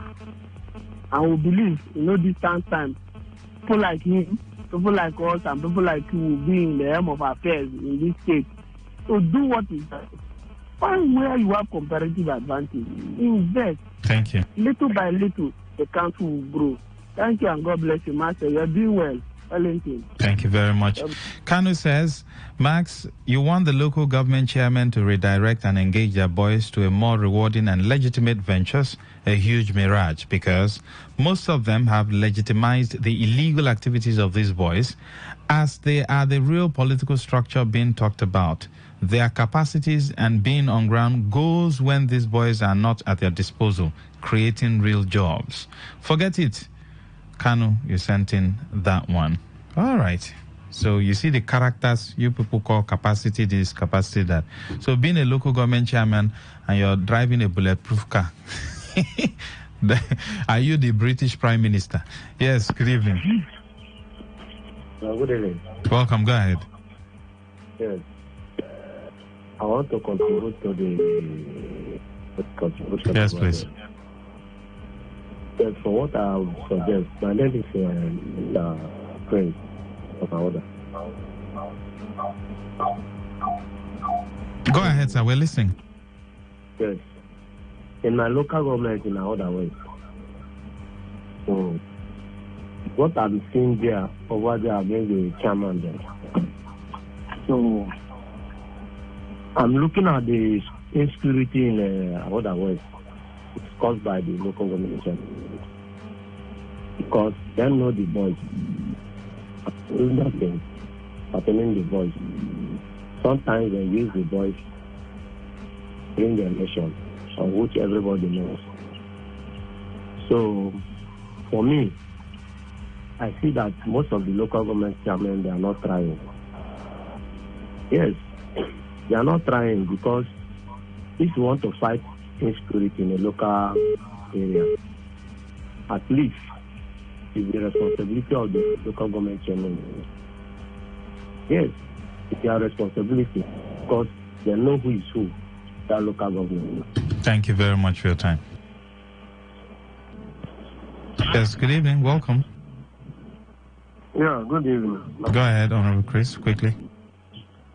Yeah, you see, after I just came to listen to your guest, you see how why government won't like to employ such people with this kind of bread. And the most of our leaders, I'll ask this question, are you sure that most of them are Nigerians? Why will you don't know how to do this? Why would you allow people that know? The problem is that they keep on employing political settlement. How do you want them to do well? Look at how this young man now employ such people like this. Remove the other analog brands, let them go and do farm. Bring people that know what's up so that they can know what to do. Thank you, Honorable Chris. What is going on? Thank you. Thank you. All right, in wrapping up, Mr. Smith. Yes, like we were saying, political interference is one of the failure of local government. Weak institutional capacity. This is where they just like this Chris said, you just pick somebody and put there to be a local government chairman and head. As such, it doesn't mean. You cannot tell me that you be a local government chairman and you stay for 3 months, you stay for 1 year, you don't have any form of scholarship. In fact, I have to give kudos to one local government chairman, that's Obiakpo, because my friend participated in fact was the beneficiary of the PhD thing, and I can tell you those ones are things we hear, but I touched this one because my friend actually point to point participated, and these are things we are saying. I don't know him, he doesn't also know me, but for the fact that he has touched people, that my friend now is also a lecturer and he's also having 1 or 2 persons in his scholarship scheme, so as such he's doing well. So what we're saying is that people in the leadership to see how they can bring in technocrats. It will not take you much, because what we are saying is it is a privilege for you to be in leadership. Impact of failure of local government. Let me just read it through. Poor service delivering is one of the impacts of the failure. Increase in poverty, security challenges, hindered also economic development, weakened national governance, and limited community participation. This is the core. Limited community participation. When community persons or members are not involved in what you're doing, you just see a local government that keeps building. What is it building when people are hungry? So you need to bring in human capital development. Inside the local government, you should have a center, vocational center, that will run every day, Monday to Friday. People Mr. just Smith. Come there and teach. So these are what we're saying. Thank you, Mr. Smith. Thank you very much. Says, greeting, Max. Your guest is a nice man. In all, Max, I must commend you for your noble effort towards development and human empowerment. Please keep it up. It will someday pay off. Thank you, Honorable Marlon. Thank you, Mr. Smith, for coming on board. We appreciate you always. Maybe they should also bring you, if they have a security committee, they should bring people like you in so that you can tell them the truth. If the governor wants to succeed, I've said it here I keep on saying, if the governor wants to succeed, he knows the people to bring on his team. Because if you bring more of politicians, I had an economist, a businessman on Saturday, and he told me, if the governor wants to succeed, come on, he must give 70% to technocrats and 30% to politicians. I'll leave it at that. Good evening, ladies and gentlemen.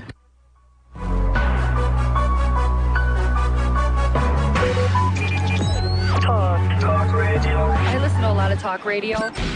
95.1 FM.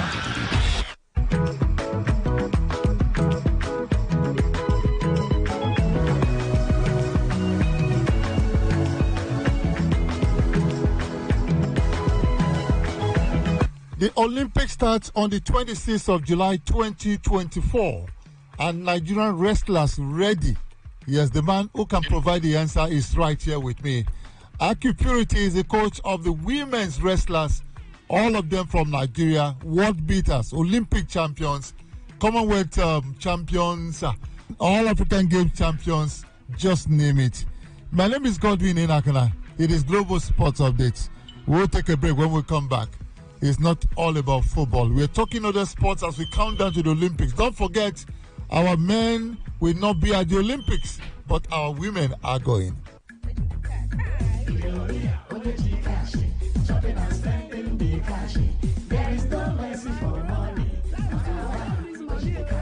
One thing me and my friends will always do is engage in premium enjoyment. Once we grab our bottles of Guinness, whether with Nkwobi or grilled fish, life must be celebrated because the joy of life is in the little things. Guinness, black shines brightest. Not to be sold to persons under the age of 18. Welcome back. Aki Purity is waiting to talk to me. Aki Purity, how are you? Where are you? Are you in Ondo or you're in Bayelsa?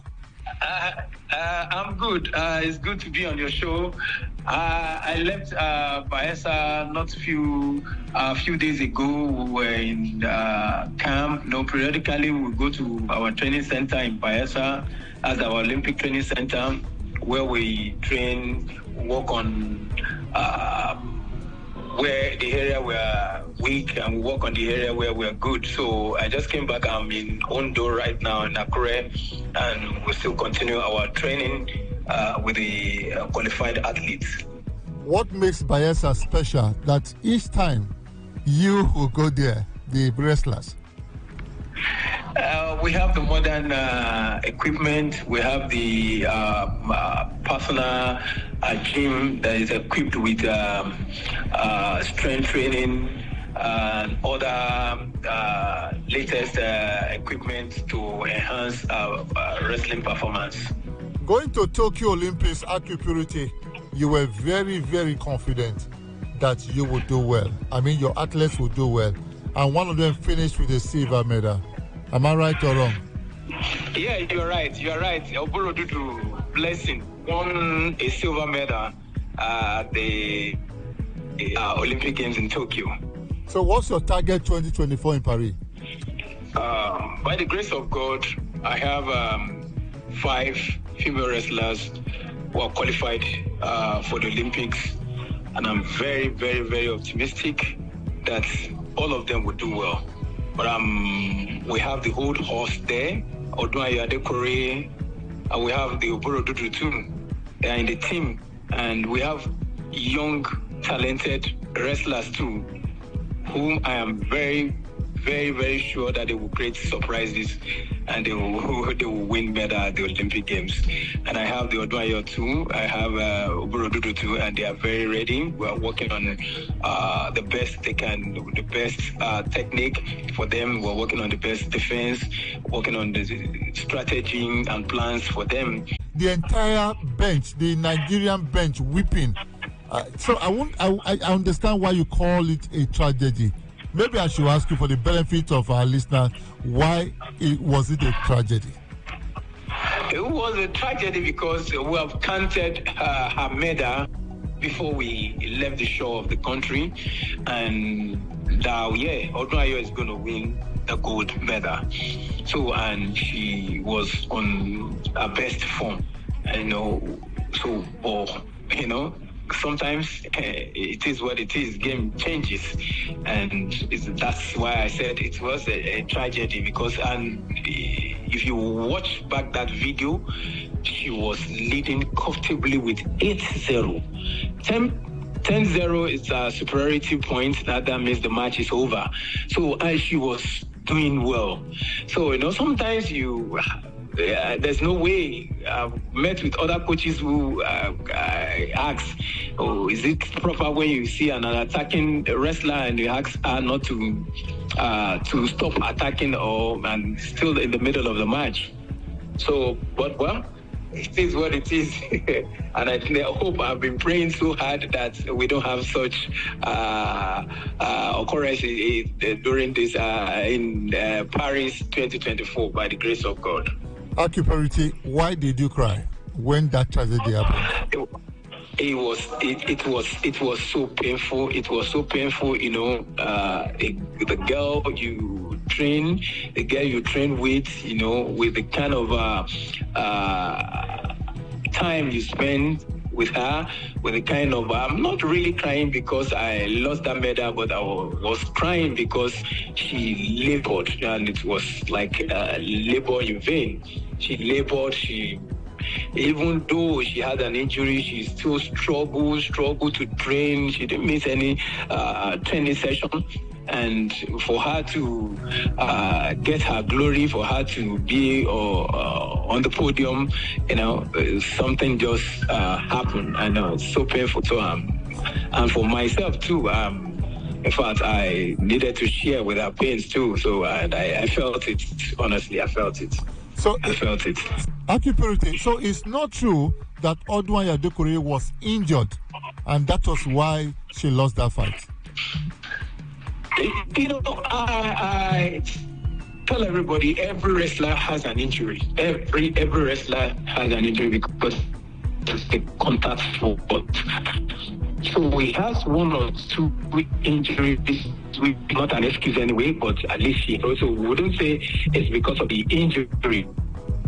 That coincidence, and it was like a tragedy, like I said earlier. Okay, that was our greatest moment. I do remember that Odunayo was very confident of winning a gold medal. Your camp was very confident that gold medal was going to come. It didn't come. Psychologically, how were you able to get Odunayo Adekore out of that state that she plunged herself into after that, what you call tragedy in Tokyo? That night, when we were crying, couldn't eat, we were like restless, and our Father in the Lord, Dr. Dike Lukoya, the General Overseer of Mountain of Fire Miracle Ministry, called, and he gave us a word of admonition, talked to us that night. For me, I felt like I drank a cup of cold water, and everything inside of me disappeared. So, and I think Odunayo felt the same. I felt the same. So that night, we could go to bed. I slept. I remember I slept very well. And I woke up to start talking to Ayoda. We will not give up. We will keep trying. We will keep trying. And I think she listened to me, and we started again. And 2023, she competed at the Commonwealth Games, and she won a gold medal. Well, Odwa Adekoro is going to the Olympics for, I think this is the third time or thereabout? This is the third Olympics. Okay, she has never majored. No medal. No medal. Aki Purity returns tomorrow, and of course, we'll be asking one big question. People talk about God. Does God play sports? Does Aki Purity, coach of the women wrestlers from Nigeria going to the Olympics, does he have kids who are taken after him? All this and so much more tomorrow if you join us on another edition of Global Sports Update. My name is Godwin Enakena. God bless Nigeria. In the realm of colors, black never fades. But black is more than color. It is the unyielding spirit of Naija. Tall, proud, unbroken. Black is loud, pulsating to the rhythm of our vibe. Black is our flavor, as savory as our jollof. Black is you, and black is Naija. Guinness, black shines brightest.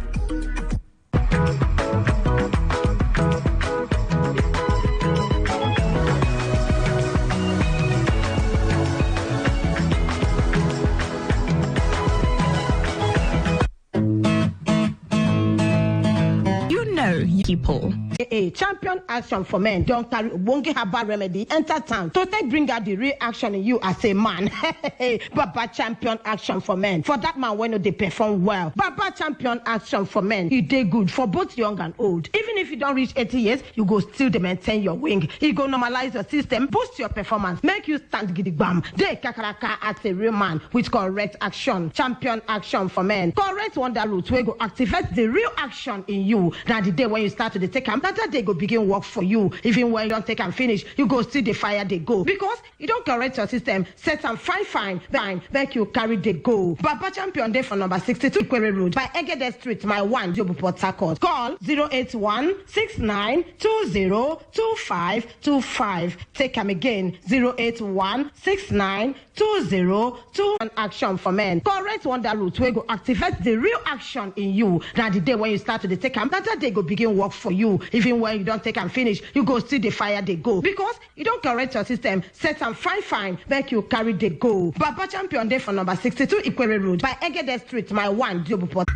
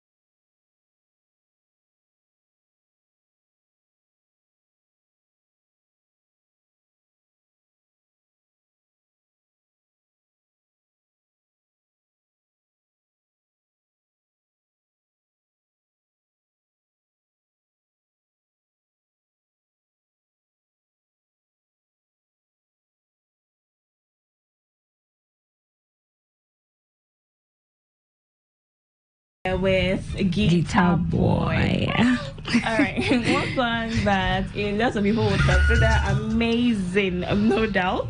Do you agree? This song is nice, yeah? It's popular. That's what I would say. What is it? How are you not even nice? Well, that's what it is now. It's popular. Okay, and then especially the older folks, and of course, young persons, we know it as well. We know if you say "Mami Water," or never you, and then there's some like little stories behind the song. So that's what we know. Stories by Moonlight, Tales by Moonlight. Yes, I think that's why it's popular among the younger folks. Yes, because of the story behind it. Yeah. Okay, pretty cute. So we're having a conversation this evening, which is tailored or tied to education. And for the longest, Nigerians have said that school has come. I don't know where the narrative came from, but I think somebody just woke up one day and said school has come, and then everybody just died. Agreed. To an extent. And then the school we're talking of, it's not like basic, primary, secondary, the higher institution. Yeah. It's a whole lot. Well, guys, this is Thrill, and there is Amaka. And Fidelia Harry. So just know that you're in for an amazing ride. It's going to be a beautiful journey. Plus, it rained this evening, so we're going to take advantage of the weather to give you some hotness from the studio. Some heat. I mean, okay, you need all the heat there is.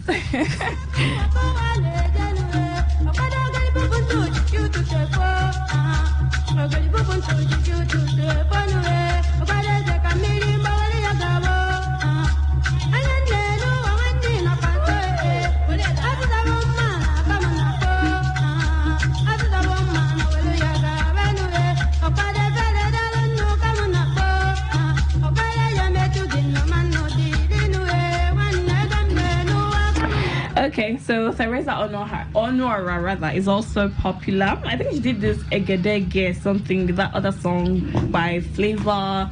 That is another interesting song as well. So I think I'm just in that space where I want to dish out beautiful songs this evening, maybe because it rained. There's something about the weather. Okay, so let's look at the conversation for this evening. Okay, so you are on the Thrill with Today 95.1 FM, and the story for said that attending university is not essential for a successful life. Now, this has ignited a contentious debate across social media. So our conversation tonight will explore the implications of his stance on the value of higher education and alternative pathways to success in the contemporary society. So the Prime Minister came up with a post. He made a post and stated outrightly that higher education, the university, is not essential. Yes, for success, for living a successful life. And a lot of Nigerians would agree with him, because there's already the narrative that school has come in this part of the world already. So it has caused a buzz. Of course, school has come has always been a thing people have debated on. I think that's why when, I think yesterday we talked about the BB Nigeria thing, and people talk about how a group of people will go into the reality TV show, come out millionaires, they become incredibly famous, brands are signing them. Some of them are not even graduates, some of them are not exactly going to be using their certificate to do anything. So what is the point of going through all the process? Yeah. And then some go as far as getting masters and PhDs. Let me not say some. Okay. And then they say, okay, so what is the plan? What are you supposed to do with it in the long run? Yeah. The question is what's your view on, like, first of all, what is the definition of success today in our society? What is the definition of success, and does it quite fit in with how much education you have? Does it quite fit in with, is it measurable to how schooled you are? Can you say for a fact that if you are this schooled, then you will have a certain level of success? And that will be based on what we define as success in our society today. Most people will say that success is how much you have. Exactly. Your bank account. What is breathing in your bank account? That's what people will say success is. And then some people might say success. People see success in different lights, I believe. Yeah. Some believe that, okay, you are a successful person if you have finished school, you have a good paying job, you have gotten married, and you have kids, and you are just doing just fine. You are a successful man or woman. And then there are some that will look up to another person who is driving a range, maybe unmarried, has a business in Alaba Market. Yeah, and say that person is their own definition of success. So we really want to know, like, what is it that is about success that we will use? What's the yardstick to measure success? And does it have anything? Does education play a role in success? We have musicians, we have artists, we have some footballers even who are not educated in the sense of going to formal schools and the higher institution, but we can say they are successful people. Yeah, we can. Because they're earning a whole lot. Some of them are impacting their communities.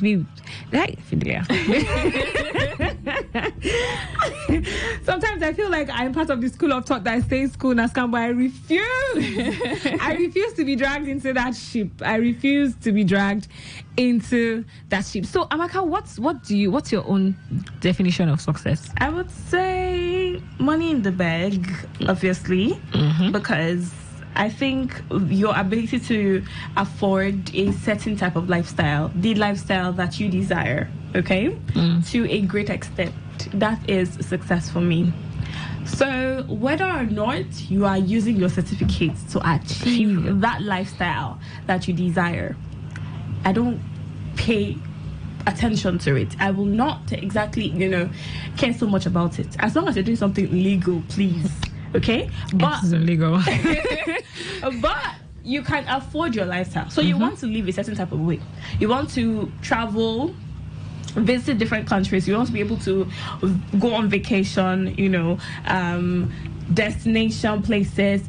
You just want to have fun with your life, and you have the money to have fun. Afford it. There's you who maybe you like. If you're a car person. You love cars. Like Burna Boy. Who love cars. And so the cars are coming in and you are doing this thing where you are buying this one. Okay, so you drive this one for like 1 year, 2 years. And then you are done. There's a new one. There's a rave of the moment. You are there. There's another rave of the moment and you can afford it. That's success. That is success for me. So your ability to afford the lifestyle you desire for yourself, for your family members, for the people that you care about enough to share with. So that is success for me.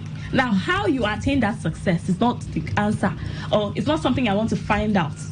As long as it is legal. So whether you achieve that level of success via your certificate or via a business or a talent or a skill, do you understand?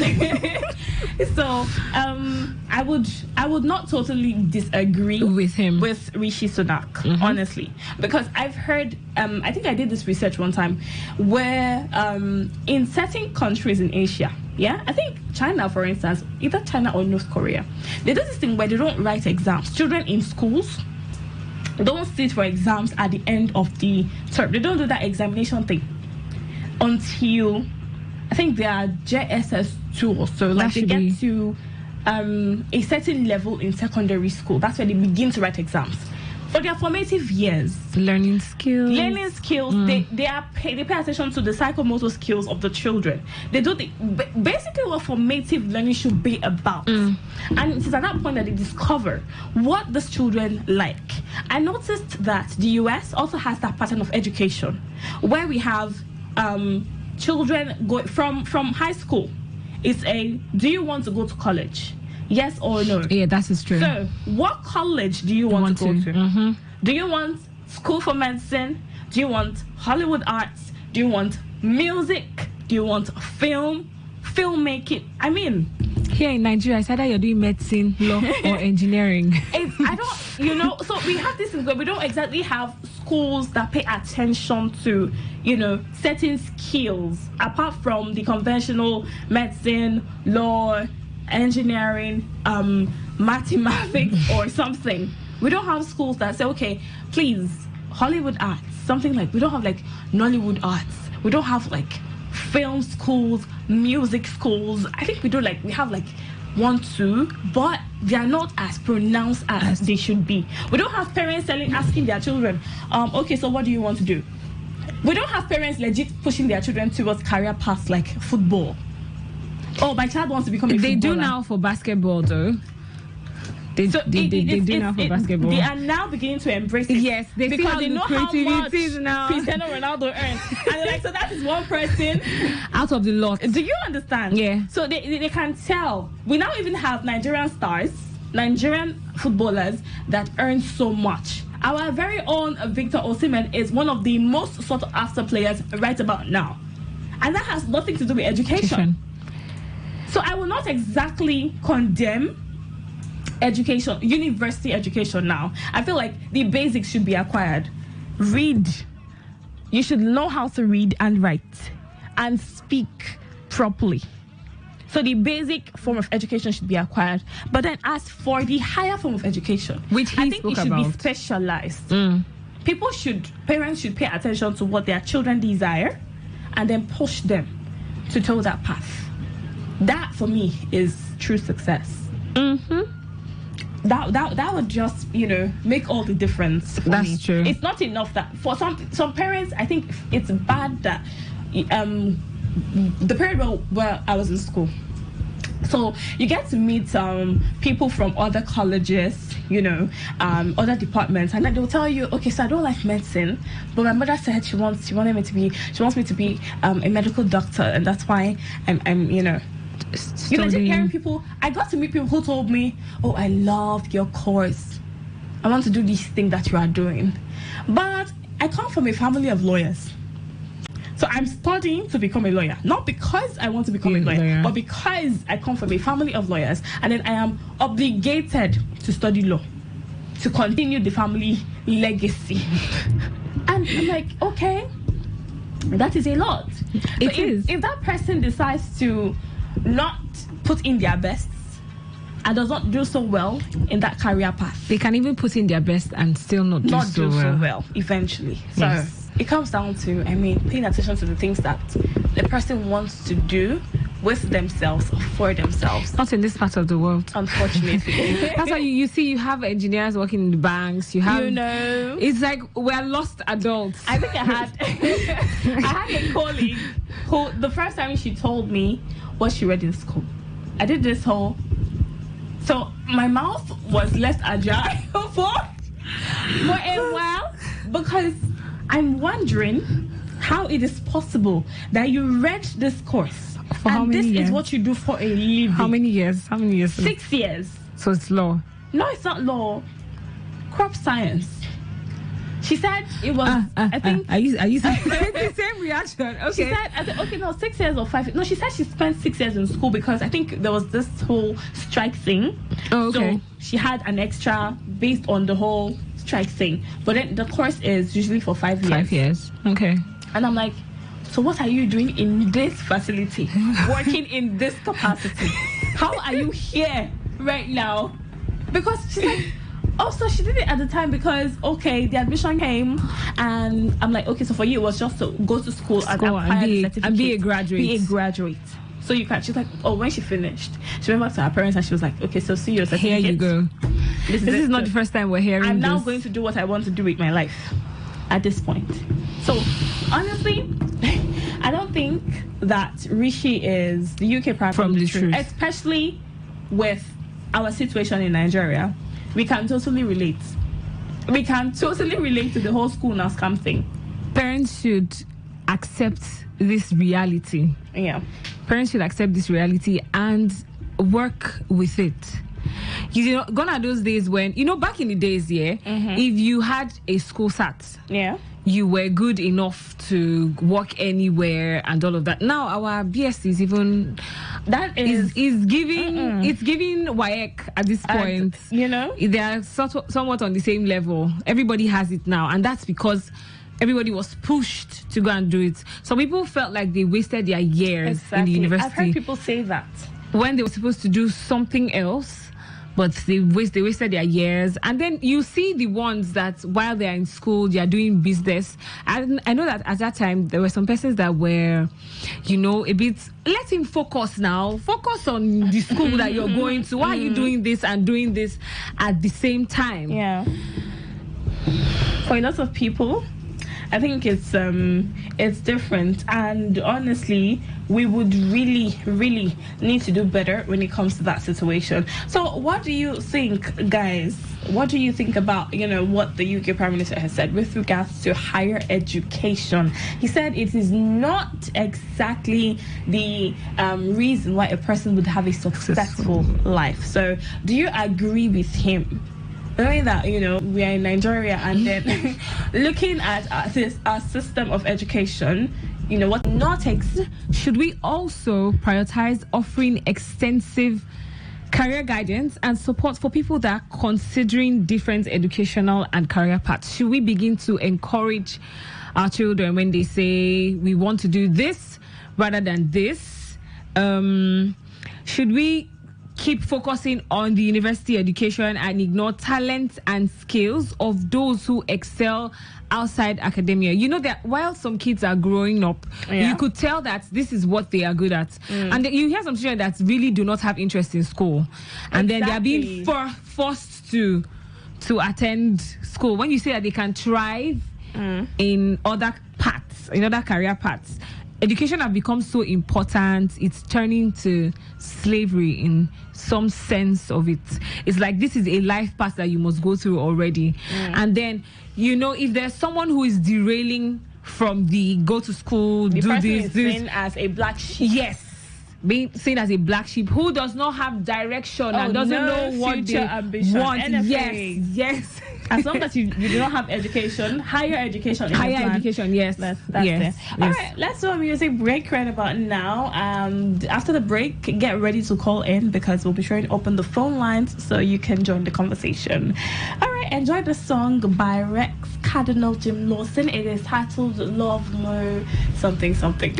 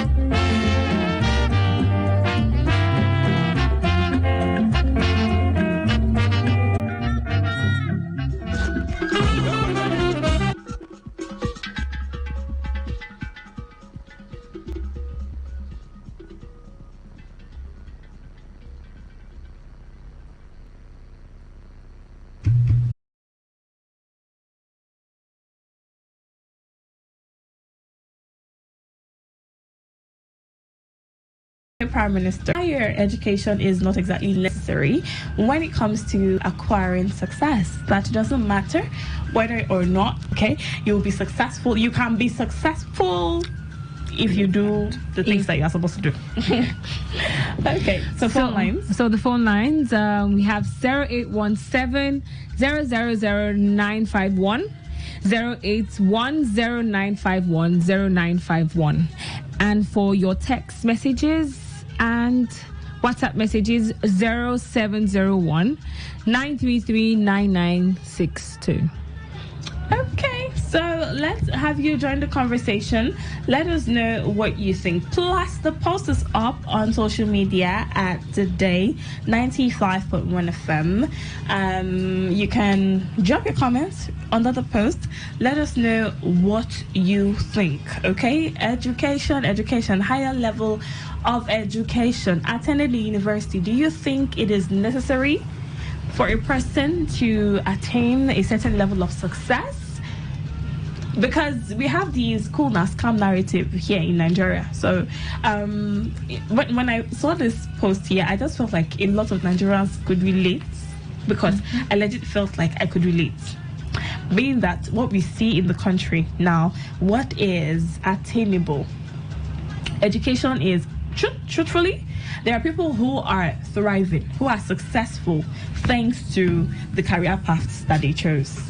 So their career paths are paying them well. Not a large number. Yes, unfortunately, not a large number. But let's not take away the fact that they do exist. Yeah. That there are such people. Yeah. I read somewhere where someone was suggesting under his post that courses that are not so, that do not have high chances of making you successful or are relevant should take less persons for admission. Oh. Yeah. But how would you say, okay, this course is the course that... How would you even know? Oh, lost this call there. Oh, all right. So, try calling us again. Okay. Want to hear your opinion? How would you even know? Honestly. Yes. And then I'm thinking, of course, a lot of people have seen this, and I'm wondering what will be in the minds of youths now. You know, there has been the school scam thing, so there's a narrative that's already pushing that you must not go to the university. The university precisely, because please, we need to know basic. We need to know basic English, because there are people that still do there and know and mix these things up. So basic education is necessary. Yeah, indeed. Yes. So because you need to learn how to read. That's what I just said. The know and know. Do you know the know and know I'm talking about? Like the people that use NO for KNOW. Okay, yes. Yeah, people that mix these things people up. That use I'm and I am. Exactly. So that's why school is not a scam. For these basic reasons, please, school is not a scam.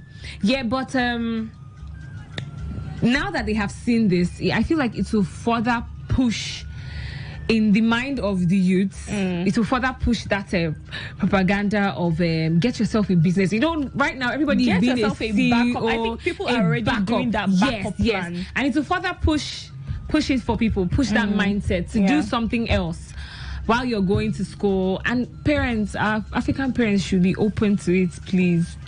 They should be. They need to do a whole lot more than just. I think we need to get to that part where they realize that no, you do not necessarily have to be somewhere up there. You know, the higher education kind of level before you can attain success. I think it will take a whole lot more, because there are people who have these certificates up to PhD and they do nothing with it. I mean, absolutely nothing. Unfortunately, they're still finding where they belong, regardless. Okay, so we have one message here. Greetings to the ladies in the studio. I would say success is attaining a certain career growth well enough to add value. In another idea, I would say if you have value, you are successful. Okay, this is Kevin from Abia. I do like your definition. If you have value, you are successful. Okay. All right. Hello. Yeah, good evening to you. Yeah, good evening. Name and location, please. Yeah, great evening. This is Chris. I'm calling from Port Harcourt. Welcome, Chris. Yeah. When I was small, I thought that graduates should know everything on this earth.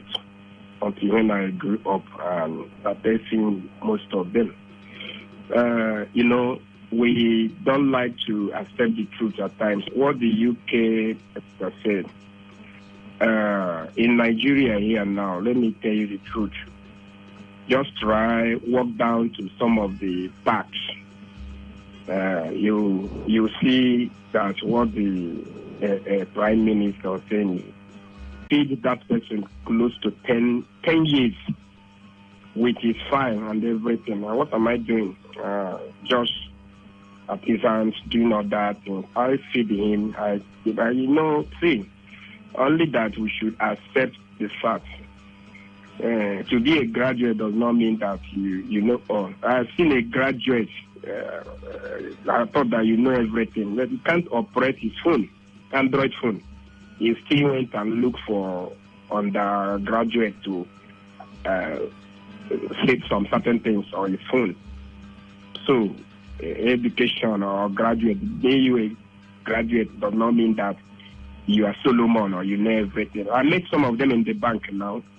After they ask you to spell your name, you ask my mama that don't know how to read ABC to spell her name. Why you a graduate? So, to me, I don't think that the Prime Minister is far from the truth, and they directly saying it to people in Nigeria.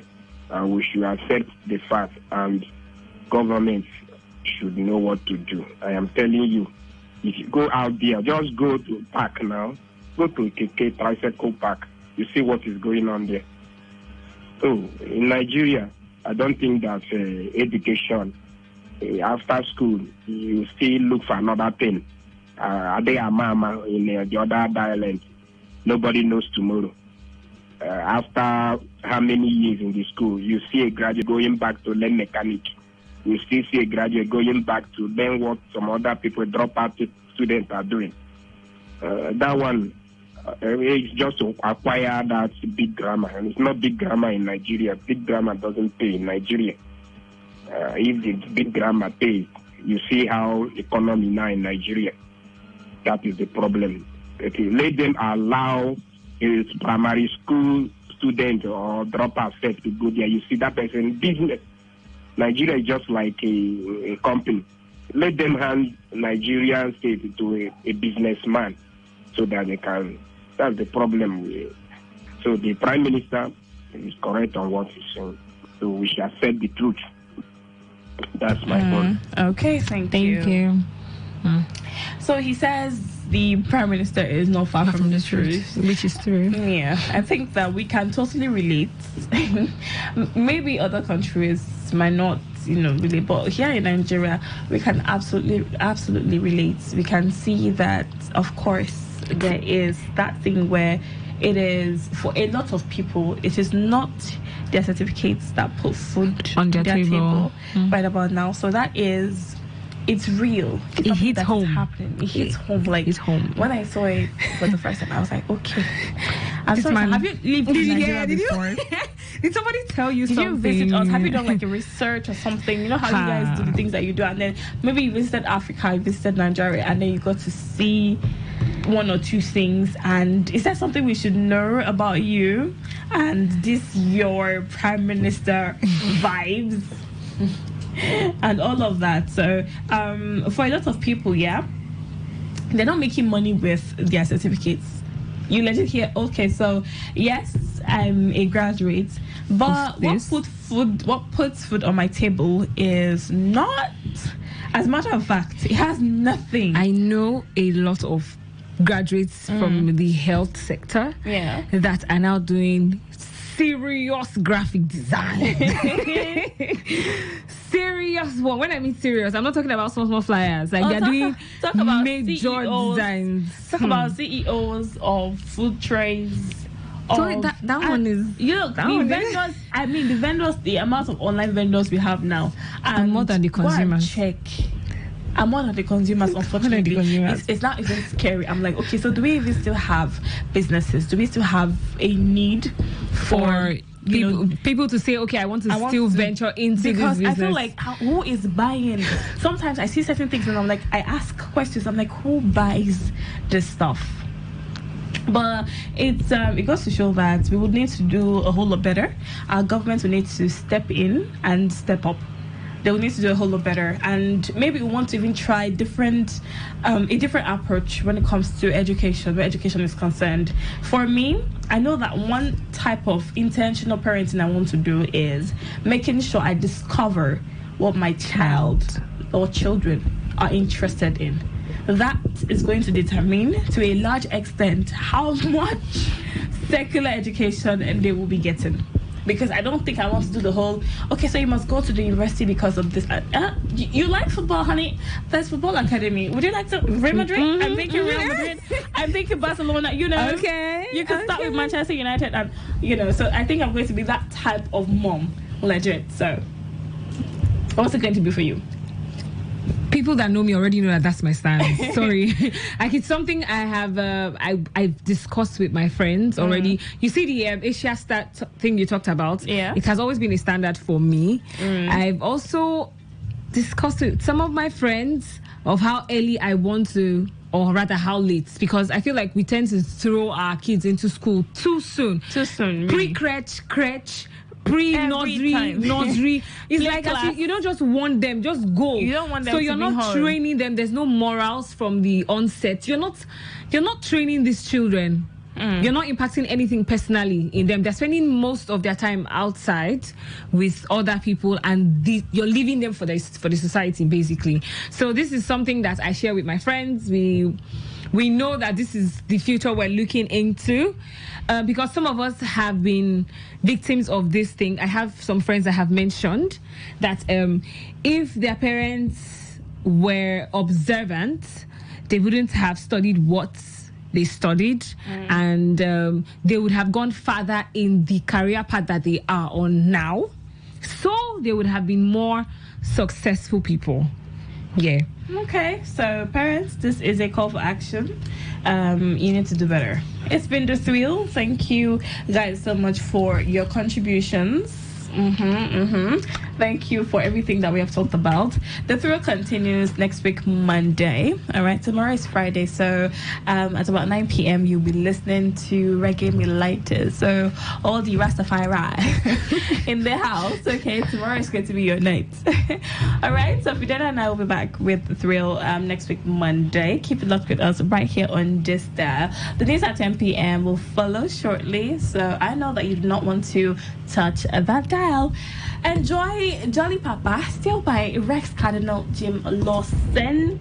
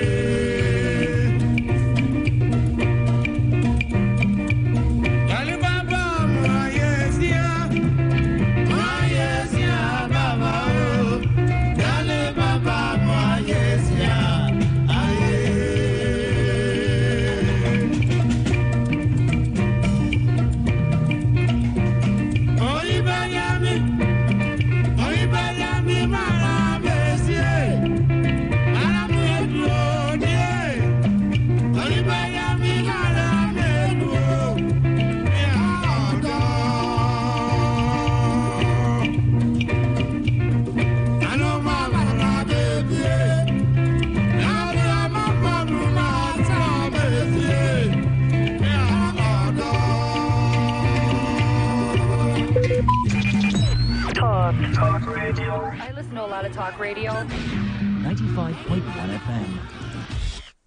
Please listen to this paid infomercial. Herbal Heritage International, the Kokoroko, for herbal medicine, where they produce strong, correct medicine, they take it, they support the country healthcare system. Country man, correct, holistic, ogbonge herbal medicine, they know they come out for public anyhow, like a big basket. Full ground, as every Christmas have been boundary, seeking a self-sabi medicine will pass them. After all, monkey smart now, because tree near tree is a forest. Heritage International will use the technology of computer testing machine to see and know before attacking that your health condition. We don't become ubarumba for your life with the correct treatment. Therefore, whether definition or without definition, make you visit Herbal Heritage International. Offices way near you. Herbal Heritage International. Now you. Hello and welcome to the program Roots and Herbs. Roots and Herbs is a program that discusses health-related challenges and suggests possible ways out from the herbal medicine perspective. Roots and Herbs is put together and sponsored by Herbal Heritage International. Discount on all their products and services.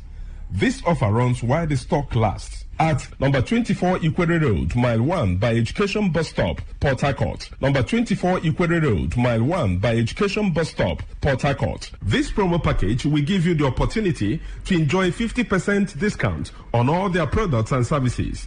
And at the same time, it will give you the privilege of meeting Baba Yoruba himself at the venue. For details and inquiries, the telephone number to call is 080 33 111 946. I repeat, 080 33 111 946. 080 33 111 946. On today's edition of the program, our topic for discussion is staphylococcal infection. And I have with me in the studio Dr. Botumba Abiodun. Sir, you're welcome. Staphylococcus bacteria are majorly of three types that can afflict men. But of these three, the most pathogenic in nature, that is the one that is capable of causing diseases easily in men, is the Staphylococcus aureus, because it is capable of invading body cells, destroying them, causing different pathological changes in the body. When Staphylococcus bacteria spread in the body system, there are a number of changes that one can experience. This can result to burning sensation within the individual, and this can be seen as fever from time to time, or a situation where there is certain hotness coming from within. There can be skin manifestations in staphylococcal infection that can be given one periodic boils or rashes all over the body. In some people, such rashes can come around the pubic region, or even leading to boils that can lead to blisters or even ulcers on the skin. Bacteria that is capable of spreading in the body system can lead to reactions in the body that can further damage body tissues. And when this occurs, it is possible for one to experience joint pains in form of infective arthritis. Part of this bacteria can spread deep into the tissues of the heart, affecting the valves of the heart. And when this occurs, you discover that there can be palpitation that some will start witnessing as if they have panic attack. When this is allowed to continue in the body system, it is possible for one to start getting tired easily. There are many people, by walking from one pole to another, they get tired, or by doing just something that is not supposed to be that tasking in terms of energy consumption, they discover that it's as if they don't have enough hair where they are located. All this can be as a result of weakness of the heart, resulting from infection or spread of this bacteria we're talking about. When this bacteria is able to pollute the body fluid, it is possible for one to witness mouth odor. Mouth odor is a form of changes that is called halitosis, where people will start coming up with breath coming from within that is already polluted. There is no amount of time such people wash their mouth, you discover that the breath coming out is very offensive. All this can be as a result of pollution of the body system. It is possible, if any bacteria is able to dwell so long in the body system, to contaminate the whole body fluid and even damage nerves. When nerves are damaged, there can be tiredness. Not only this, it is possible for men to suffer a lot, because this can degenerate to a situation where a man is unable to stand like a real man. When a man is unable unable to stand like a real man, it is seen as a serious challenge because the whole family can be affected. Part of the joy of the relationship can be stolen, and this can cause different rancors in the family. A man that is unable to stand as he should can find it difficult to get arousal. The desire for opposite sex can disappear, and once that arousal is not there, that is the ignition point. It means such a man will not be able to stand like a real man. In some people, the arousal can be there, but you discover that because nerves have been damaged, the transmission from the upper center down to the power point of man, that is in between his two thighs, can be weakened. When such occurs, you discover that such a man can even get arousal or is able to stand, but the type of standing that he has is not strong enough to help him to even get into the act. In some people, they make effort to get into the act, but you discover that they are unable to spend more than a minute or more before they are exhausted. Mind you, before a man can be called a real man, such a man must be able to have the arousal as desired and also be able to sustain the energy he has been able to gather for a considerable length of time. That is when such a man can be able to make his partner happy when it comes to man-to-woman interaction. So such men do suffer from this from time to time. It's after knowing the root cause of the challenge that one will be able to know the right step to take for one to be totally free. Whenever you experience anything that we have been able to mention or other things, it's very important for one to visit a competent healthcare giver who will be able to run tests on one and pinpoint where the problem lies and profile solution. For more enlightenment and advice, the number to call is 080-33-111-946. I repeat, 080-33-111-946. Thank you all. All right. You've been listening to the program Roots and Herbs. Roots and Herbs is a program that discusses health-related challenges and suggests possible ways out from the herbal medicine perspective. Roots and Herbs is put together and sponsored by Herbal Heritage International, also known as Baba Yoruba. Baba Yoruba is currently having a special promo package. This promo package will give you the opportunity to enjoy 50% discount on all their products and services. This offer runs while the stock lasts. At number 24 Ikwere Road, Mile 1 by Education Bus Stop, Port Harcourt. Number 24 Ikwere Road, Mile 1 by Education Bus Stop, Port Harcourt. This promo package will give you the opportunity to enjoy 50% discount on all their products and services. And at the same time, it will give you the privilege of meeting Baba Yoruba himself at the venue. For details and inquiries, the telephone number to call is 080 33 111 946. I repeat, 080 33 111 946. 080 33 111 946. I repeat, 080 33 111 946. Let's take our sponsor's message. Don't go away. We shall be right back. Herbal Heritage International, the Kokoroko, for herbal medicine, when they produce strong, correct medicine, they take it, they support the country healthcare system. Quantliman, correct, bakelistic, ogbonge herbal medicine, they know they come out for public anyhow, like a big basket. Full ground, as every Christmas have been boundary. Sickness self sabi medicine will pass them. After all, monkey smart now, because tree near tree is a forest. Heritage International will use the technology of computer testing machine to see and know before attacking that your health condition. When don't become Obarugba for your life with the correct treatment. Therefore, whether definition or without definition, make you visit Herbal Heritage International. Offices way near you. Herbal Heritage International. Now You're welcome back to Roots and Herbs. Roots and Herbs is a program that discusses health-related challenges and suggests possible ways out from the herbal medicine perspective. Roots and Herbs is put together and sponsored by Herbal Heritage International, also known as Baba Yoruba. Baba Yoruba is currently having a special promo package. This promo package will give you the opportunity to enjoy 50% discount on all their products and services. This offer runs while the stock lasts. At number 24 Ikwere Road, Mile 1 by Education Bus Stop, Port Harcourt. Number 24 Ikwere Road, Mile 1 by Education Bus Stop, Port Harcourt. This promo package will give you the opportunity to enjoy 50% discount on all their products and services. And at the same time, it will give you the privilege of meeting Baba Yoruba himself at the venue. For details and inquiries, the telephone number to call is 080 33 111 946. I repeat, 080 33 111 946. 080 33 111 946. Until we come your way again, remain blessed.